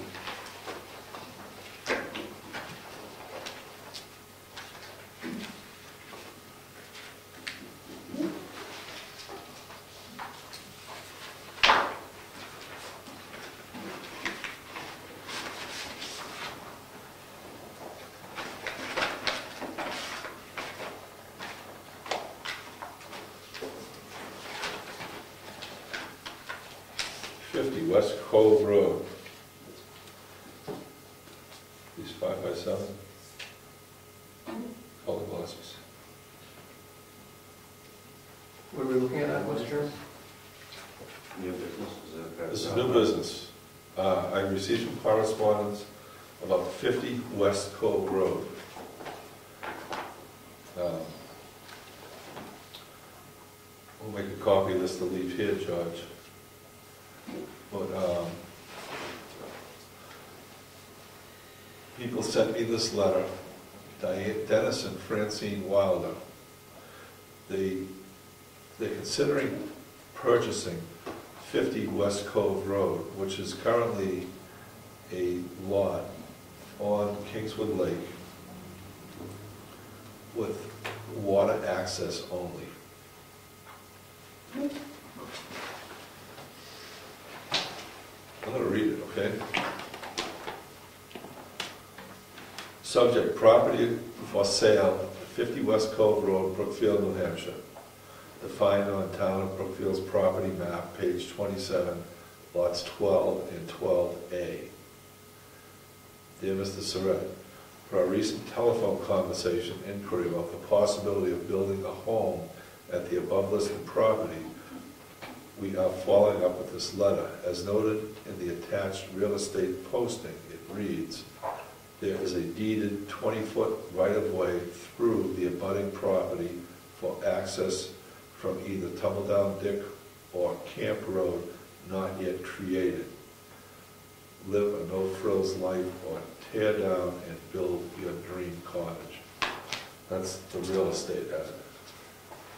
We hope to clarify what our intentions are should we purchase this property, and hope to clarify where the town of Brookfield stands regarding granting a building permit and drivable right of way. We request that you present our letter at the next planning board meeting and discuss this property. Please provide us feedback regarding answers to our questions, and also please offer suggestions as to what direction the planning board suggests we take. We would attempt to attend the meeting in person, however, we'll be in Ireland for the entire month of August. This trip was planned several months ago. We cannot change our travel plans at this point. We will be available to meet with the board in September.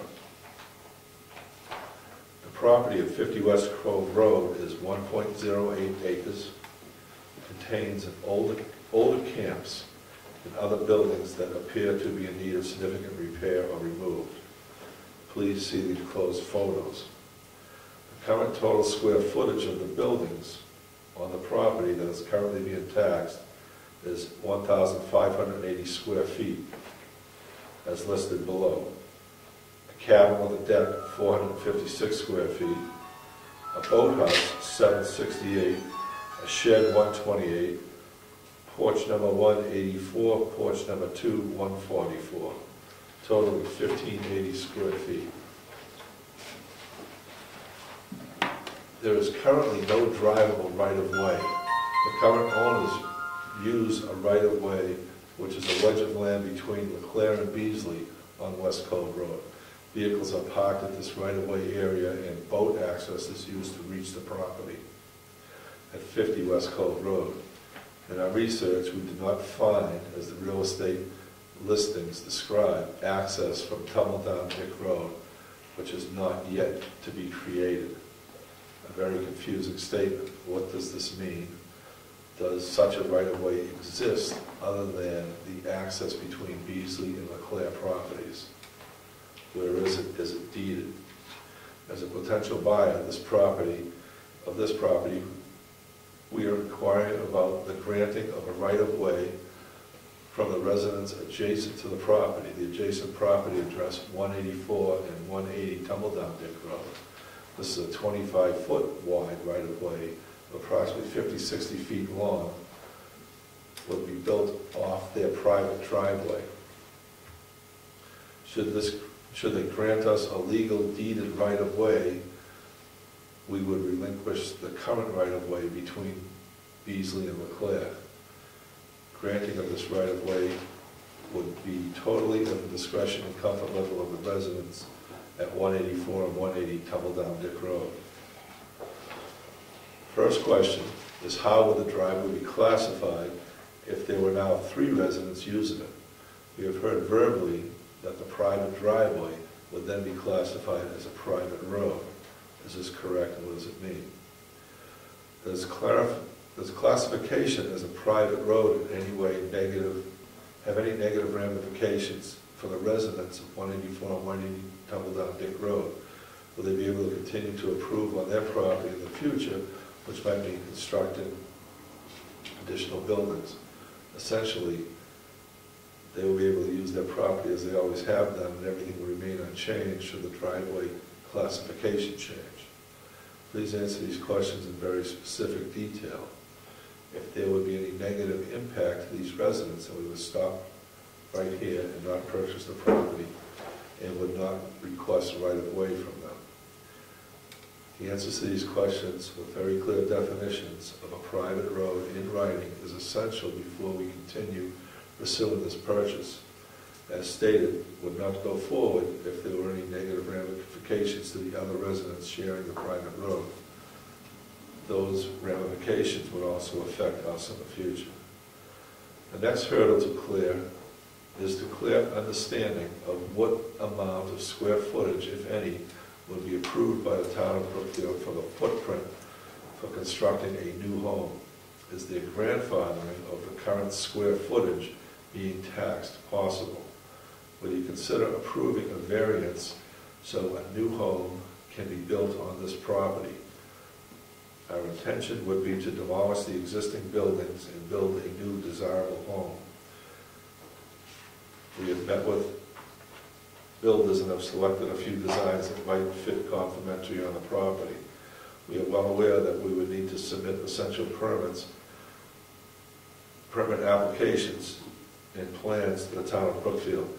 This is just a brief preliminary definition of our intention to improve the property.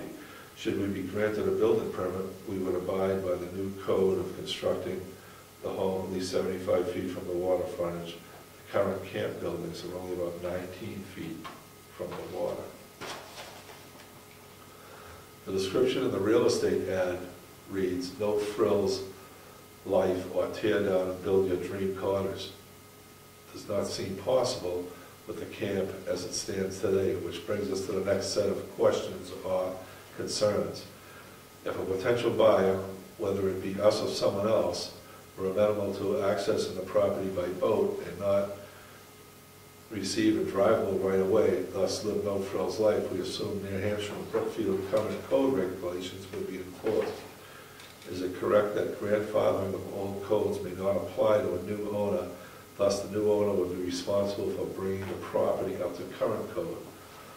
For example, relocate the privy 75 feet from any well and follow a new code for construction and regulation privy with proper screens and ventilation. If a gray water disposal system does not exist, would there be a requirement to install gray water septic according to the current code regulations and build an engineered septic system?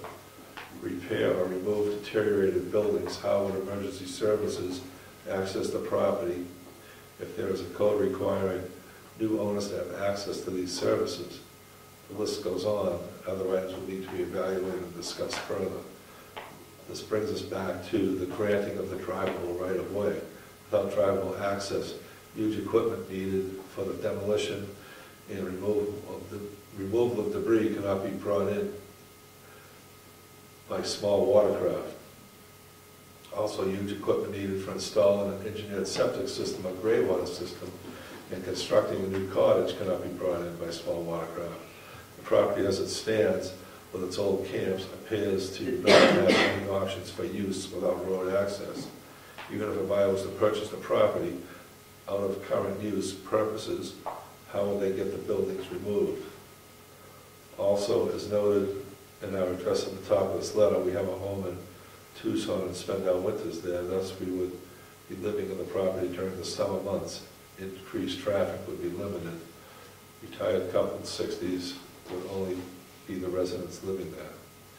This brings us to the big question: what does the town of Brookfield Planning Board propose will be done with this property? Please excuse the directness of that question, but we wish to be informed buyers and hope you can appreciate our concerns. We have potential buyers who are willing to make a financial and time commitment to improve 50 West Cove Road.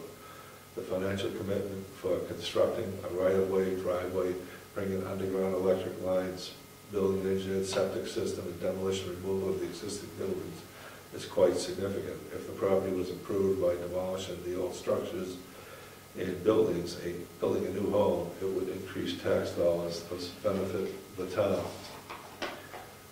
When we return from Ireland, if the property is still on the market, the planning board has made some decisions. We can offer recommendations that could make this work. Then we will continue to pursue going forward. We would not make an offer on the property without the issues outlined in the letter being resolved. Very much appreciate you taking the time to consider all factors here and welcome your recommendations. We would appreciate a response in the form of a letter. Kingswood Lake is a beautiful, clean lake, and we would love to enjoy it for years to come. Thus, we would make significant improvements and would complement the property. We would maintain the property owner over the coming years so it remains in optimal condition.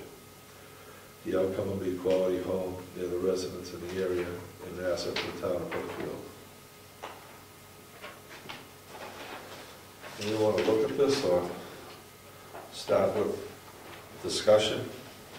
There's already a couple of buildings on that property, correct?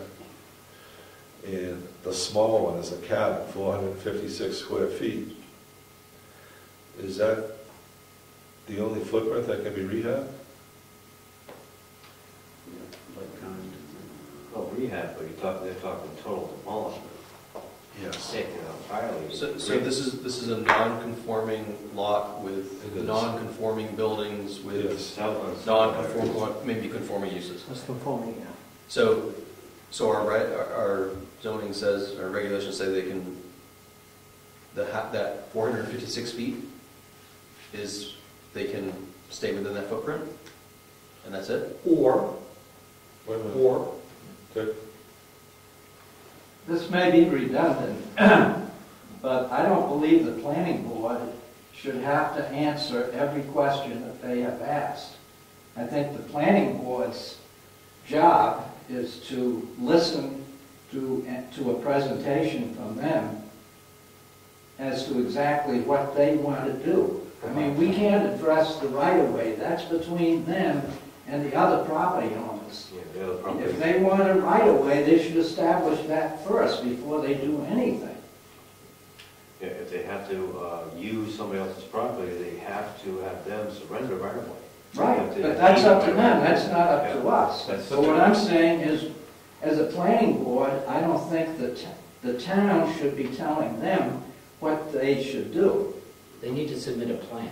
They need to submit some sort of a plan. Well, And they should get a lawyer if they can't answer those questions according to what our statutes are. They should get a lawyer to review our statutes and advise them. Dick? I was just going to ask a question because it's all based upon access, and that is, I don't think we have any regs in this town that takes a driveway with 2 uses and puts 3 or 4 or 5 uses on the same driveway. Does that change the definition of a driveway? I don't know. I don't think so. I mean, the lawyer's gone. But right now, there's 2 people using the shared driveway. Yes. There could be 3, there could be 4, there could be 5. Is that type of development allowed in this town? that's, well, Mead Dam Road, where you live, is, Eddie says. A few things that come to mind off the bat. One, there's nobody in the town, or the town itself is not responsible for what a real estate agency says in their advertisement. Absolutely. So that's a it doesn't matter. That is not part of the equation. Right, I just read the letter. No, I know. Yeah. And 2, which is, redundant, the planning board is in no position to make an exception. Right. 3, So, whether they have a agreeable right-of-way does not make that non-complying lot come into compliance. It still lacks frontage on a Class 5 road, and it still lacks frontage on the lake. So they are strictly bound to rehabbing the only habitable structure they have in its existing footprint of its existing footprint size. Now, that's not what I heard the lawyer say an hour ago. If you have a non-conforming something, you have to apply current regs.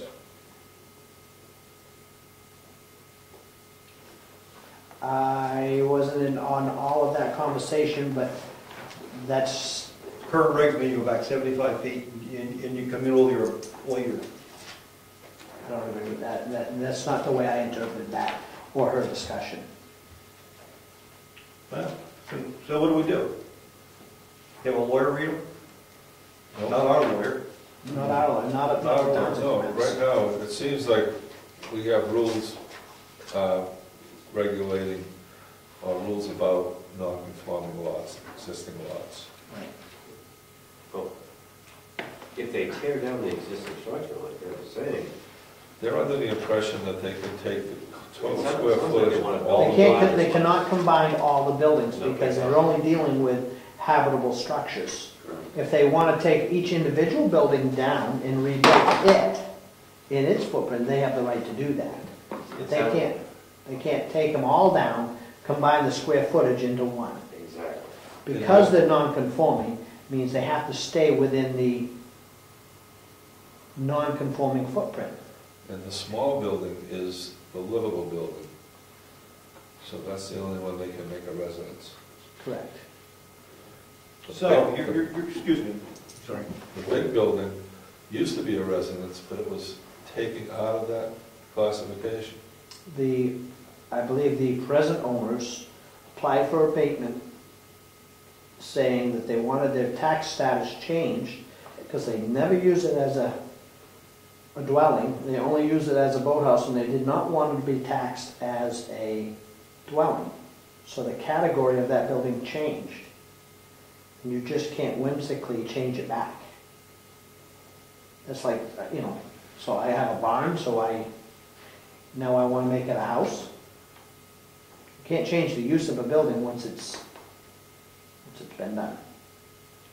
Why not? So you gotta comply with the existing zoning when you come back. See, that may be what she was talking, that. Well, that means a viable lot that's non-conforming because it's less than 2 acres. Mhm. I can't build on it? If you applied for a building permit, you would be sent to the ZBA, and that's, say, Ray Dodia in Cedar Park. I'll use him, maybe I shouldn't call him out by name, but all those lots in there are non-conforming. It's my job to, when they apply, they don't meet that criteria, the 250 on the Class 5 road or 250 on the water. If they don't meet 2 acres, Well, what does our zoning mean when it says non-conforming lots? any lot that does not conform to the present day zoning of 2 acres. 250 feet of frontage.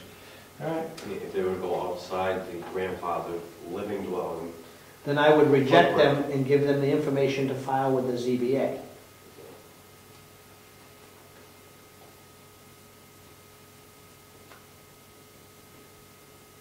So, if we were to answer this, the answer would just be it's a non-conforming lot, and the only building that could be rehabbed is the current living structure of 456. Without getting ZBA approval. Right-of-way needs to be established with the residents. Yeah, and that has no, even if they establish it, it does not affect, it does not bring that lot into conformance. Right. It doesn't bring the building into conformance, because the building's too close to the water by today's standards. Right. unless by creating a private road, well, it would still be low on acreage. Private road, If it you had says a Class private 5 road. Yeah, a private, it has to be a Class 5 private road. No, there is no such thing as a Class 5 private road. Private road. Didn't we just discuss the private road, that having 250 feet on a private road No. would conform with that part of the ordinance? That's what our zoning says. You Yeah. look at right-of-way Yeah. definition, we discussed that with the We attorney just discussed that with I'd like, where is that? in Because I, the definitions, appendix 10. So the question is, does the driveway become a private road? so what the, if that is true, then you can have 200, you can build on any lot that has 250 feet of frontage of any private way, but you can't build on a road that is a Class 6. No, your Class 6 you could. The zoning does not allow that, it says it right in here, it has to be a Class 5 road. I think that what we decided the selection have discretion on whether to grant a building permit on a private road. That's why I raised that issue. It's very important. Our zoning says you're allowed to build on private roads, and you don't want to get trapped into something being arbitrary by the board. So it's nice to have something that this is our policy. Right, that quarter-mile driveway becomes a private road, there's I don't know if it does or not. I just raised that. 250-foot frontage lots that could end up on it. Our subdivision regulations say Class 5, I think. So if you're going to subdivide, we won't let you create a lot that doesn't have 250 feet on a class 5 road, I believe. Or a private road brought up to class 5 standard. Right. But you end up with a class 5 road. Right. Whether existing Well, or the new. standard, it's Existing not or new. accepted by the town because you brought it up to a class 5 standard automatically, but it has to meet the class 5 standard. Well, under the building lot requirements, under F, frontage on a class 6 road does not meet the frontage requirement for a building lot. Okay, so maybe it has to be class 5 or private. Well, Or maybe we should not allow building on private roads that don't have lake frontage? Or meet class 5 requirements. That's acceptable for equipment. Accepted as private. I'm confused about what we should do. That's exactly right. That's why when this discussion, it's really tricky. Back to this lot. yeah, Am I out of line answering this letter with just the facts that we know right now? I don't know. It's a non-conforming lot. Only one building can be rehabbed, and that's the living building. And right-of-way access is between, that needs to be established between them and the owner of the access road, the neighbor. Make sure to emphasize that total square footage cannot be combined. Total square footage cannot be defined, be limited to the living dwelling only. So we could try to answer it that way, and that would be helpful to them probably. Yeah, I agree. But we could also answer it with, here's a copy of our zoning ordinance. Right? I mean, that's really what we're guided by, right? So, I mean, they can take that, they can read it, they can take it to a lawyer, get a legal opinion on what it means, what they're gonna be able to do or not do, and we're not experts on this. We're not all lawyers. I mean, Well, I can only answer the questions in accordance with our zoning ordinances. If they want a copy of that, they can come and get it, right? Or it's online. It's online. yeah, It's online. but where you're gonna, But anything we agree to in that letter, if it's not accurate, we want to be really sensitive to what we're writing there. Because they're going to say that. I like the idea of, here's our zoning ordinances. I mean, I think you could also say, we'd love to have you in town, we'd love to have you build a nice house there, if you can figure out how to do it, but here's our zoning, right? We support what you're trying to do. On the telephone conversation, I said that we support what you're trying to do, but we have to be in compliance with the zoning. Right. Right. And we're gonna look into that. Then this letter showed up, and I'd like to just give them an answer, but I'd just like to keep it brief, and anything that's not in compliance with the zoning ordinance, they have to address the ZBA. You should tread lightly because, as Rich was saying, that could easily be turned, against us. We could make some type of determination that it's not, work with our zoning ordinances. So we have to tread very lightly. Well, it just doesn't look like destruction of all the buildings and the building of a Sounds like they're large trying house. to buy a place and never have a May- nice retirement place which they can't do with that property. Right. To me, that's what it sounds like. That's what it's saying. I'm sorry to They're say that. considering the property if they can do what they want to do, but it doesn't sound like that's the spot for it. I mean, it sounds like They're not people locked really in. want to retire in a nice community like Mossville.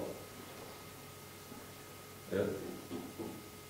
Yeah, I can't remember who's concerned, maybe Rich said something about the right of way, having 250 feet, where was that?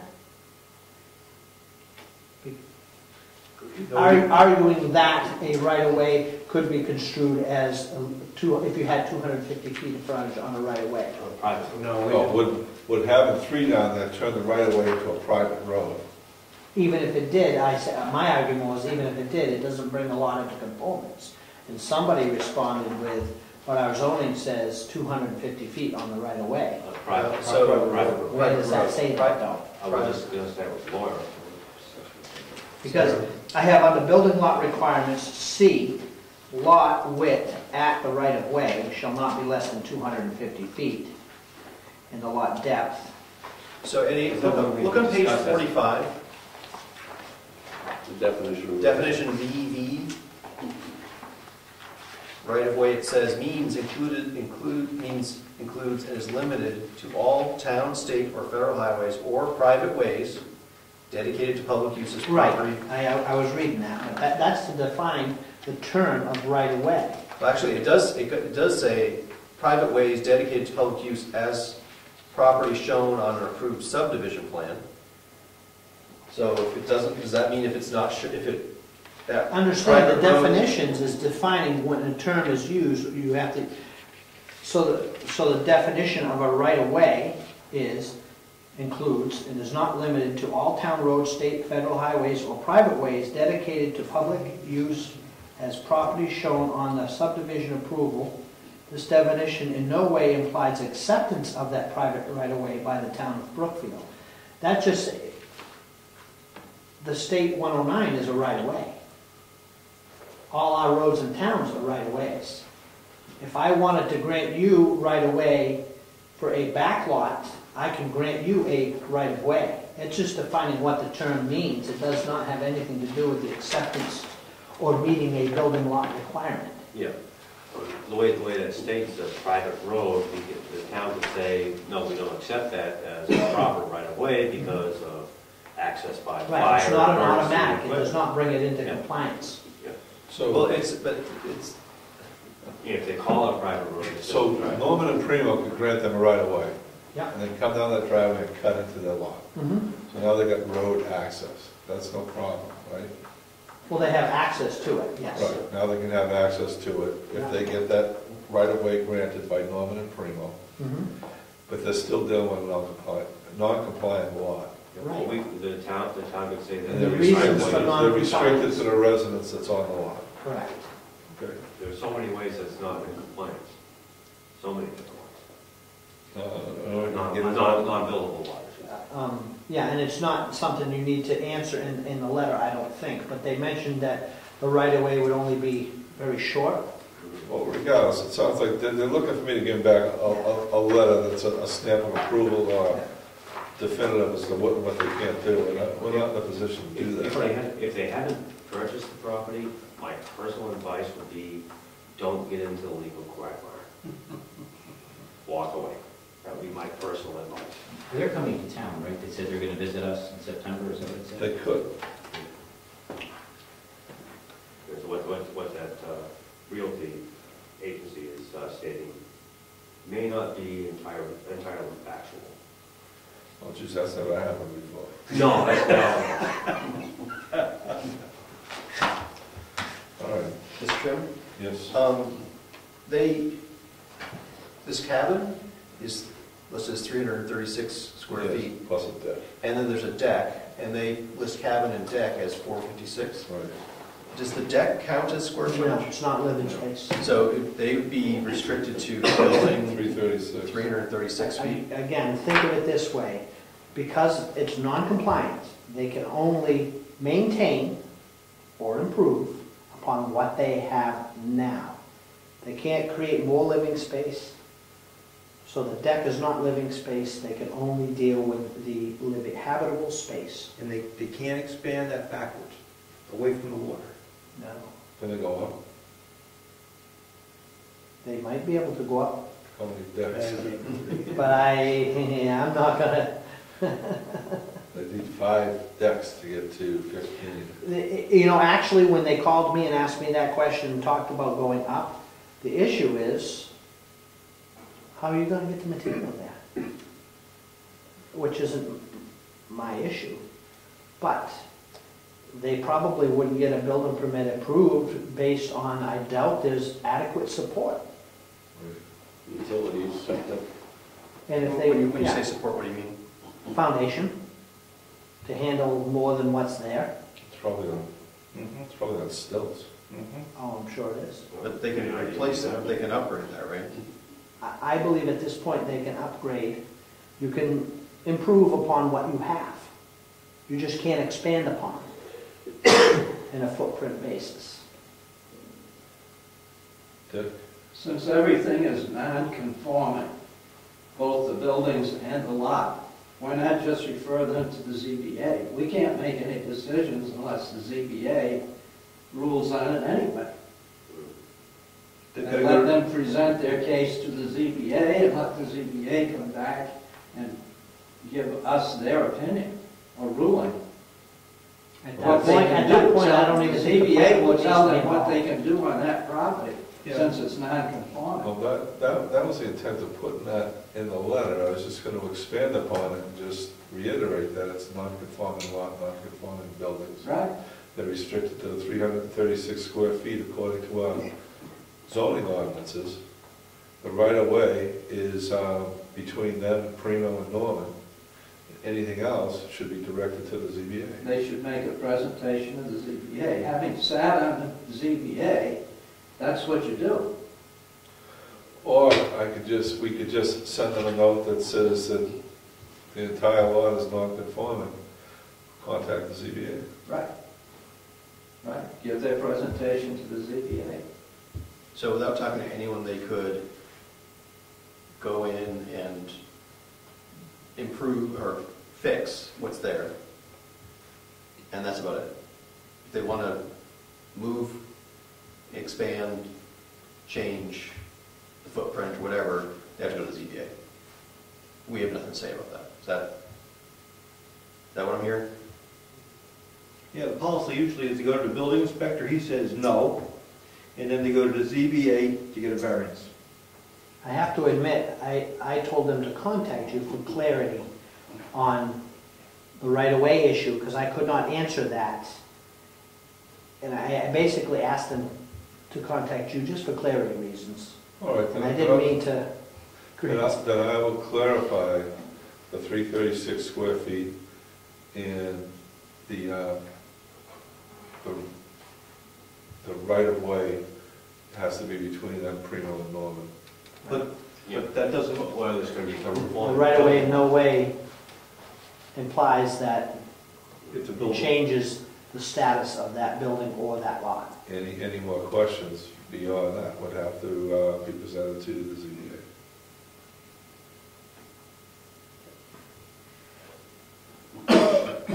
Can the ZBA, ZBA can talk to anybody, but can they make a decision when they're not even the owners? Can they ask the ZBA for a variance I think they're prior to buying? I think the owners have to go in with a proposal. I think you're right. The owners have to make the request, I want to do this. And if the ZBA grants them that, it goes with the land. And at that point, they can sell the land with those variances to someone. Yeah. Can the ZBA allow them to put a 1,500 square foot house on it? They gotta show hardship, there's Yeah, guidelines. hardship. There's There's guidelines for the ZBA, they don't just go, yeah, we like you, sure. Okay. There's gotta be financial hardship, there's gotta be, there's criteria that has to be met to get a ZBA approval. That's It's, a lot of power for unelected people. Yeah. Just saying. Yes, it is. the 5 criteria are the denial of variance would result in unnecessary hardship to the applicant. 2, that no diminution in value of surrounding properties would occur. 3, the proposed use would not be contrary to the spirit of the ordinance. 4, the granting of the variance would benefit public interest. And 5, the granting of the variance would do substantial justice. And they have to meet all 5 of those, according to our zoning ordinance. Clarification, the ZBA is not elected, it's appointed by the Board of Selectmen. Right. So it gives the power to the Board of Selectmen more than the ZBA. And any appeals from them. In this town, they can be elected if the town meeting says they should be elected, but it's always been appointed in this. Now they're appointed. My question is, they could make binding decisions. Oh, yes, oh, yes. Meeting those reports. They're a court, Right? Yep. they're a court. They're And a if you don't full like, court. if you don't like the answer from the ZBA, then you can take the town/ZBA to court. Yeah. Would they appeal to the selectmen first? They can, but they could I've take it never directly to court. seen I that. think your next step is Superior Court. I think so. Superior Court. It doesn't go from ZBA as a proposal and then the selectmen decide final? No, they're the final disposition. So an unelected appointed board has final authority or something? Like appointing a Yeah. judge. But it doesn't have to, like Dick was saying, it doesn't have to be, we can, if you don't like that, do a petition warrant article, you may very well pass, so Right. have to be elected from that one. Not sure we get him in to run for it, I don't think the ZBA has had anything in front of them for 4 or 5 years. There's no controversies. Let them know. Okay, well, can that be eliminated and just have the selectmen do that? No, there has to be a ZBA. That's by the RSA's. Okay, I'm gonna state the facts on the habitable cabin, 336 feet, the right-of-way, and non-conforming lot, non-conforming buildings, contact the ZBA. And you might point them to the website. Website for zoning For ordinances. the complete zoning ordinance, let them read it and interpret it. Try to comply. And then we'll figure out how to write this. You have these notes, guys? You may want to consider pointing them to GovernmentOversite.com as well. And then the meeting date, so they can also listen to it. They could listen to our, Yeah, tell them we discussed it. Okay, it's almost as good as being there. all right. Excuse me? Do I get paid for that? Yeah, you get one more hit on your website, right? Maybe more than one. All right, I'm gonna cut this away for now. I'm gonna leave it with you, George, okay? All we do is get more people watching from this area than this one. Well, they're in Ireland now, so maybe. Oh, Ireland now? We'll get some people going. How's Poland working out? How are they doing in the race? Isn't Poland a pretty good one before? It's Iceland. How was Poland before? Wow, No, it was Czechoslovakia. It was Czech, no. Old business, this is turning into a whole planning board meeting. Report concerning the purchase of land for public use as discussed at the August 7th meeting. I think this means there's anything else going on with that? We just had a brief meeting to see what the various committees felt like, and the general consensus was we bring it to the town meeting. Okay. And we talked to the lawyer about it tonight. Was that the meeting tonight? Is that what you guys There was did? other issues too, but there was, because we didn't accept we never accepted an RSA 41 whatever, the policy the town is to follow is town meeting. Okay. Next, CIP surveys, George, any more hits on that? Yes, we did have some. Just 1 minute.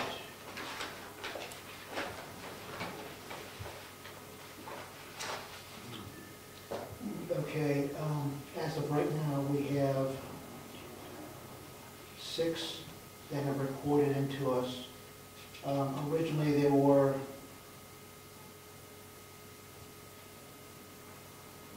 17 documents that were sent out. Our cutoff date was last week, right? That's correct. Next week, we'll address CIP, we'll go over these 6, and we'll start forming a CIP. We got the surveys, the dates passed, we'll go with what we got. The other 11, No submittal means, non-compliant. no, it means No project. Nothing no to projects. report? Which department didn't submit? Heritage Commission? Wait a minute, that's irrelevant right now. I'm sorry? We'll see what 6 come up next week, next month. Master plan, you commented the lawyer, Rob, we're gonna need help on that.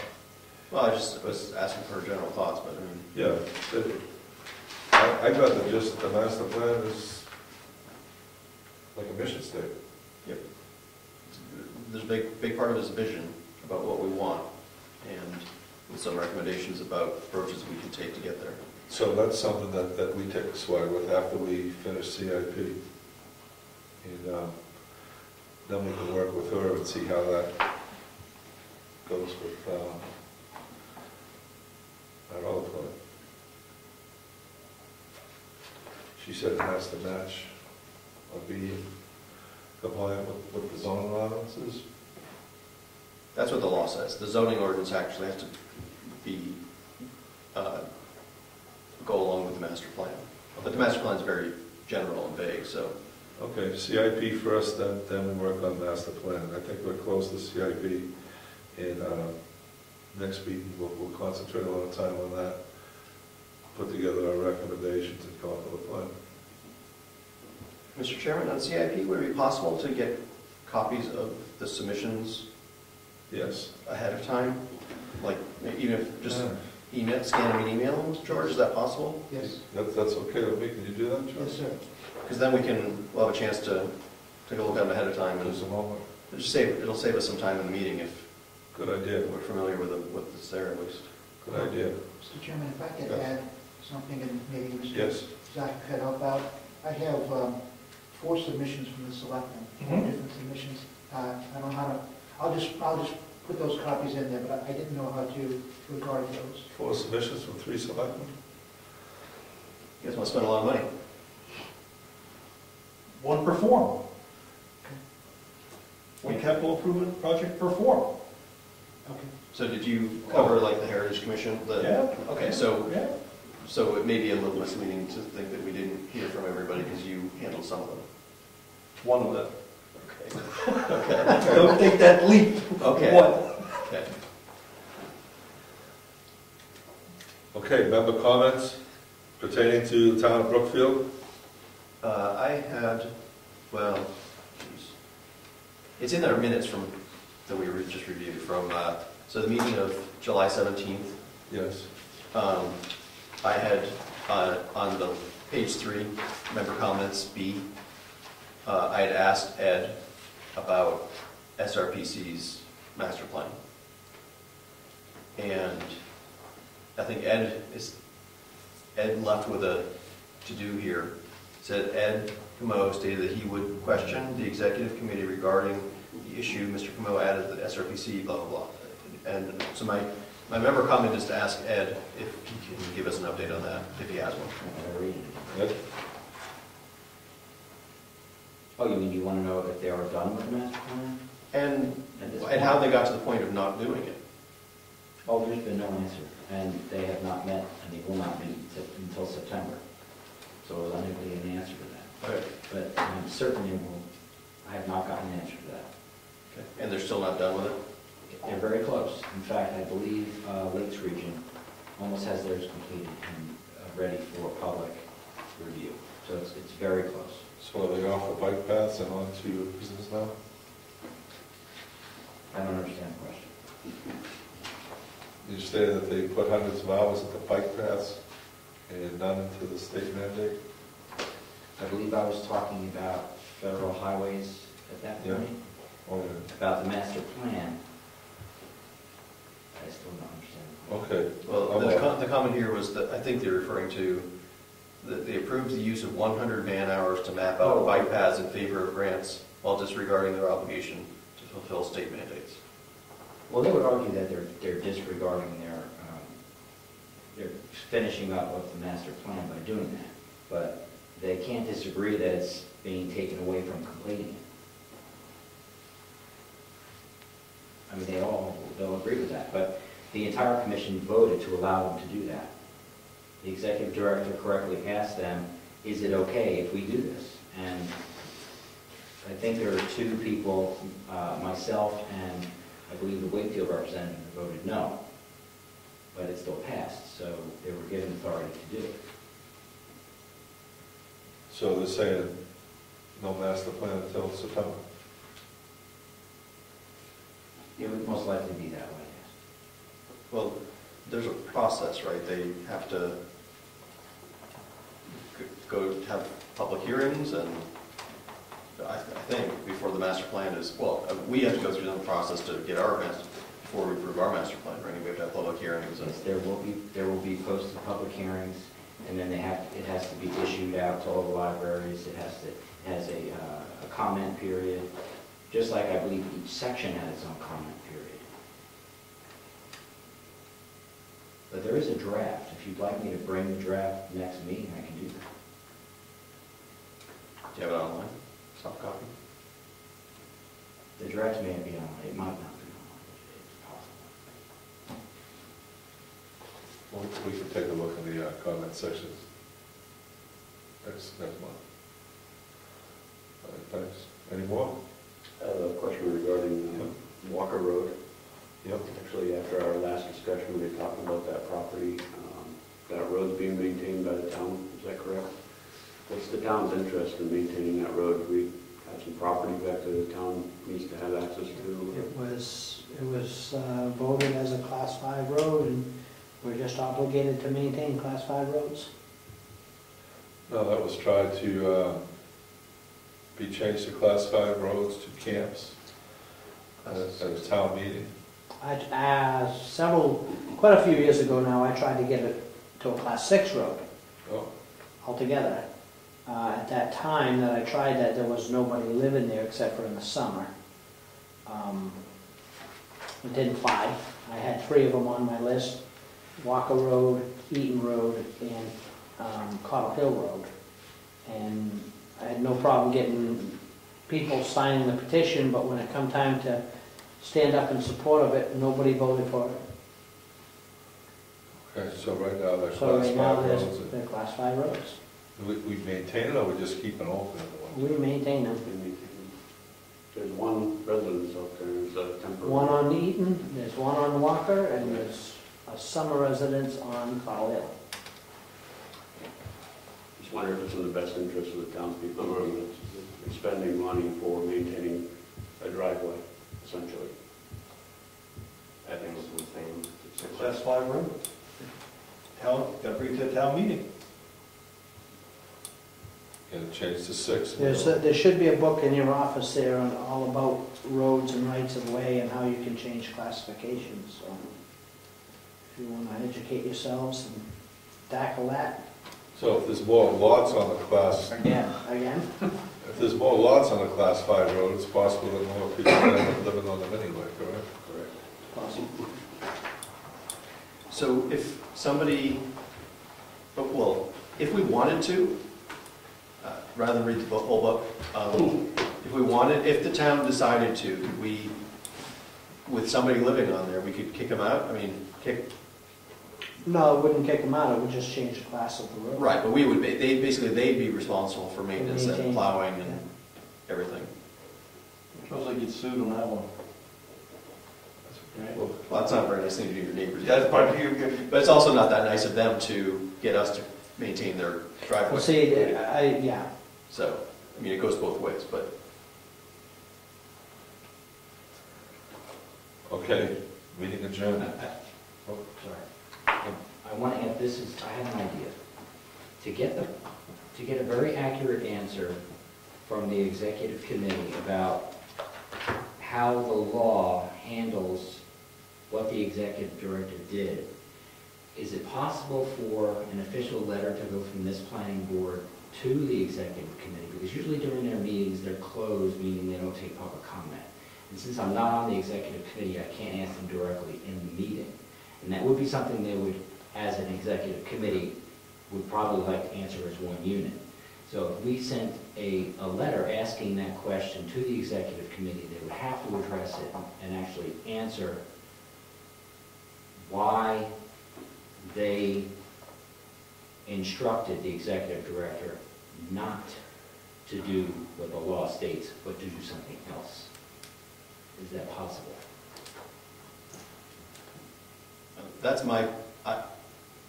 that's a, I don't know, pet peeve of mine. I think that it's crazy that we have unelected people doing crap like this. But that's me. I don't know that the board as a whole, representing the town, whether that would be, a good rabbit hole to go down. Well, that's why I'm asking the board as a whole, meaning if we agree that that's something that we would like to know, why an executive director who's unelected and unelected people on appointed boards are able to circumvent what the law specifically says. I would think that's question that perhaps nobody has ever thought of, but maybe should be asked, but in an official capacity, not just by one commissioner. I think that should be asked by a state rep, not a hold-up planning board. Well, and the letter might be to the Attorney General rather than to the SRPC. Well, the SRPC works for us. We are not, I believe you used the word podunk. No, we are. They are working for us That's right. and for the state. So I would think that that question, It's supposed to be. I would believe that question in an official capacity should be answered. There may be a very good answer for it. Maybe there was some legal way or an official way that was granted as permission. I don't know. But it's important to know I think because everyone has a right to an answer to that. I believe so, especially if we have to follow zoning ordinances and state regulations upon us. I believe that those same rules should be affixed to the people of the SRPC. I think our rep should ask that question.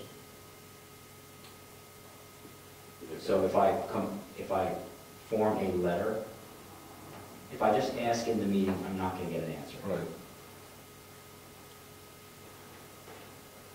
I already asked the question on film, and I was told that, quote, and this is an executive committee member, said, quote, "We do not micromanage the executive director." And that was my question, a direct question of who authorized and why the executive director to steer clear of what the law said. That's not an answer.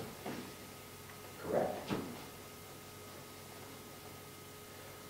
So if they're not going to answer you, who will they answer? Well, they will answer you if you contact the State Attorney General's office, file a complaint for investigation. They will. And Well, I still believe that communication is everything, and there may have been a valid reason why it was done. I think it's a very curious thing that we are told that we have to follow rules, and then others do not. See, it's not actually the issue is that the rule wasn't followed. Now, if that rule isn't followed, what else can't be followed? Can we choose not to do something? No, probably not. Well, I'm just saying that the issue is the rule and the process isn't followed. So would it be okay if I formed a letter and we somehow officially signed it on letterhead? That's basically what I'm asking. And do we have to vote on something like that? I don't think that question comes from the planning board. so you kind of accusatory from I think it comes from the Attorney General. They're the watchdog, right? Or the people. we can ask for a report on status.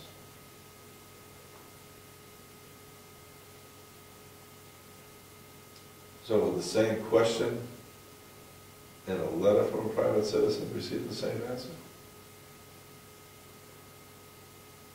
If it's in writing, I would think not. Well, you form it as a 91A, asking for all documentation related to the decision to not do the master plan. I think it's straightforward. Then they have to give you everything, all the emails, you ask for all the emails, all the meeting minutes, all the motions, everything, right? Everything that was done related to that, including all of Cynthia's emails and all of her staff, all their emails related to the master plan. And because the master plan is being funded by the Take Over New Hampshire, or whatever that grant was from The federal planning grant is called the Granite State. yeah, that's the one. If that's how it was funded, then you ask for all the documents related to that and how that, every email related to that between the sub-grantees. 91A is your friend on this one. You want to know how that decision was made? Ask for all the documents. You can't just say no. I'll You know that. contact my legal department. No, you know what I mean? If you just ask and say, hey, tell me about it, they're going to be like, no, I don't have to tell you about it. Yeah, you say it's a 91A, then they have to tell you about it. Yeah, the commissioner should not have to do it. Even the delegation of the county has decided that they shouldn't have to put a 91A in to just get an answer like that. So, I understand, but the law doesn't say they have to respond to You asked Commissioner. politely, Apparently, yes, you do. you asked politely already. We, Member Collins brought up the question about what I said and about the minutes, and I just wanted to make sure I gave that an answer. It took a minute for it to come to me. Because the meeting was adjourned at 8:59.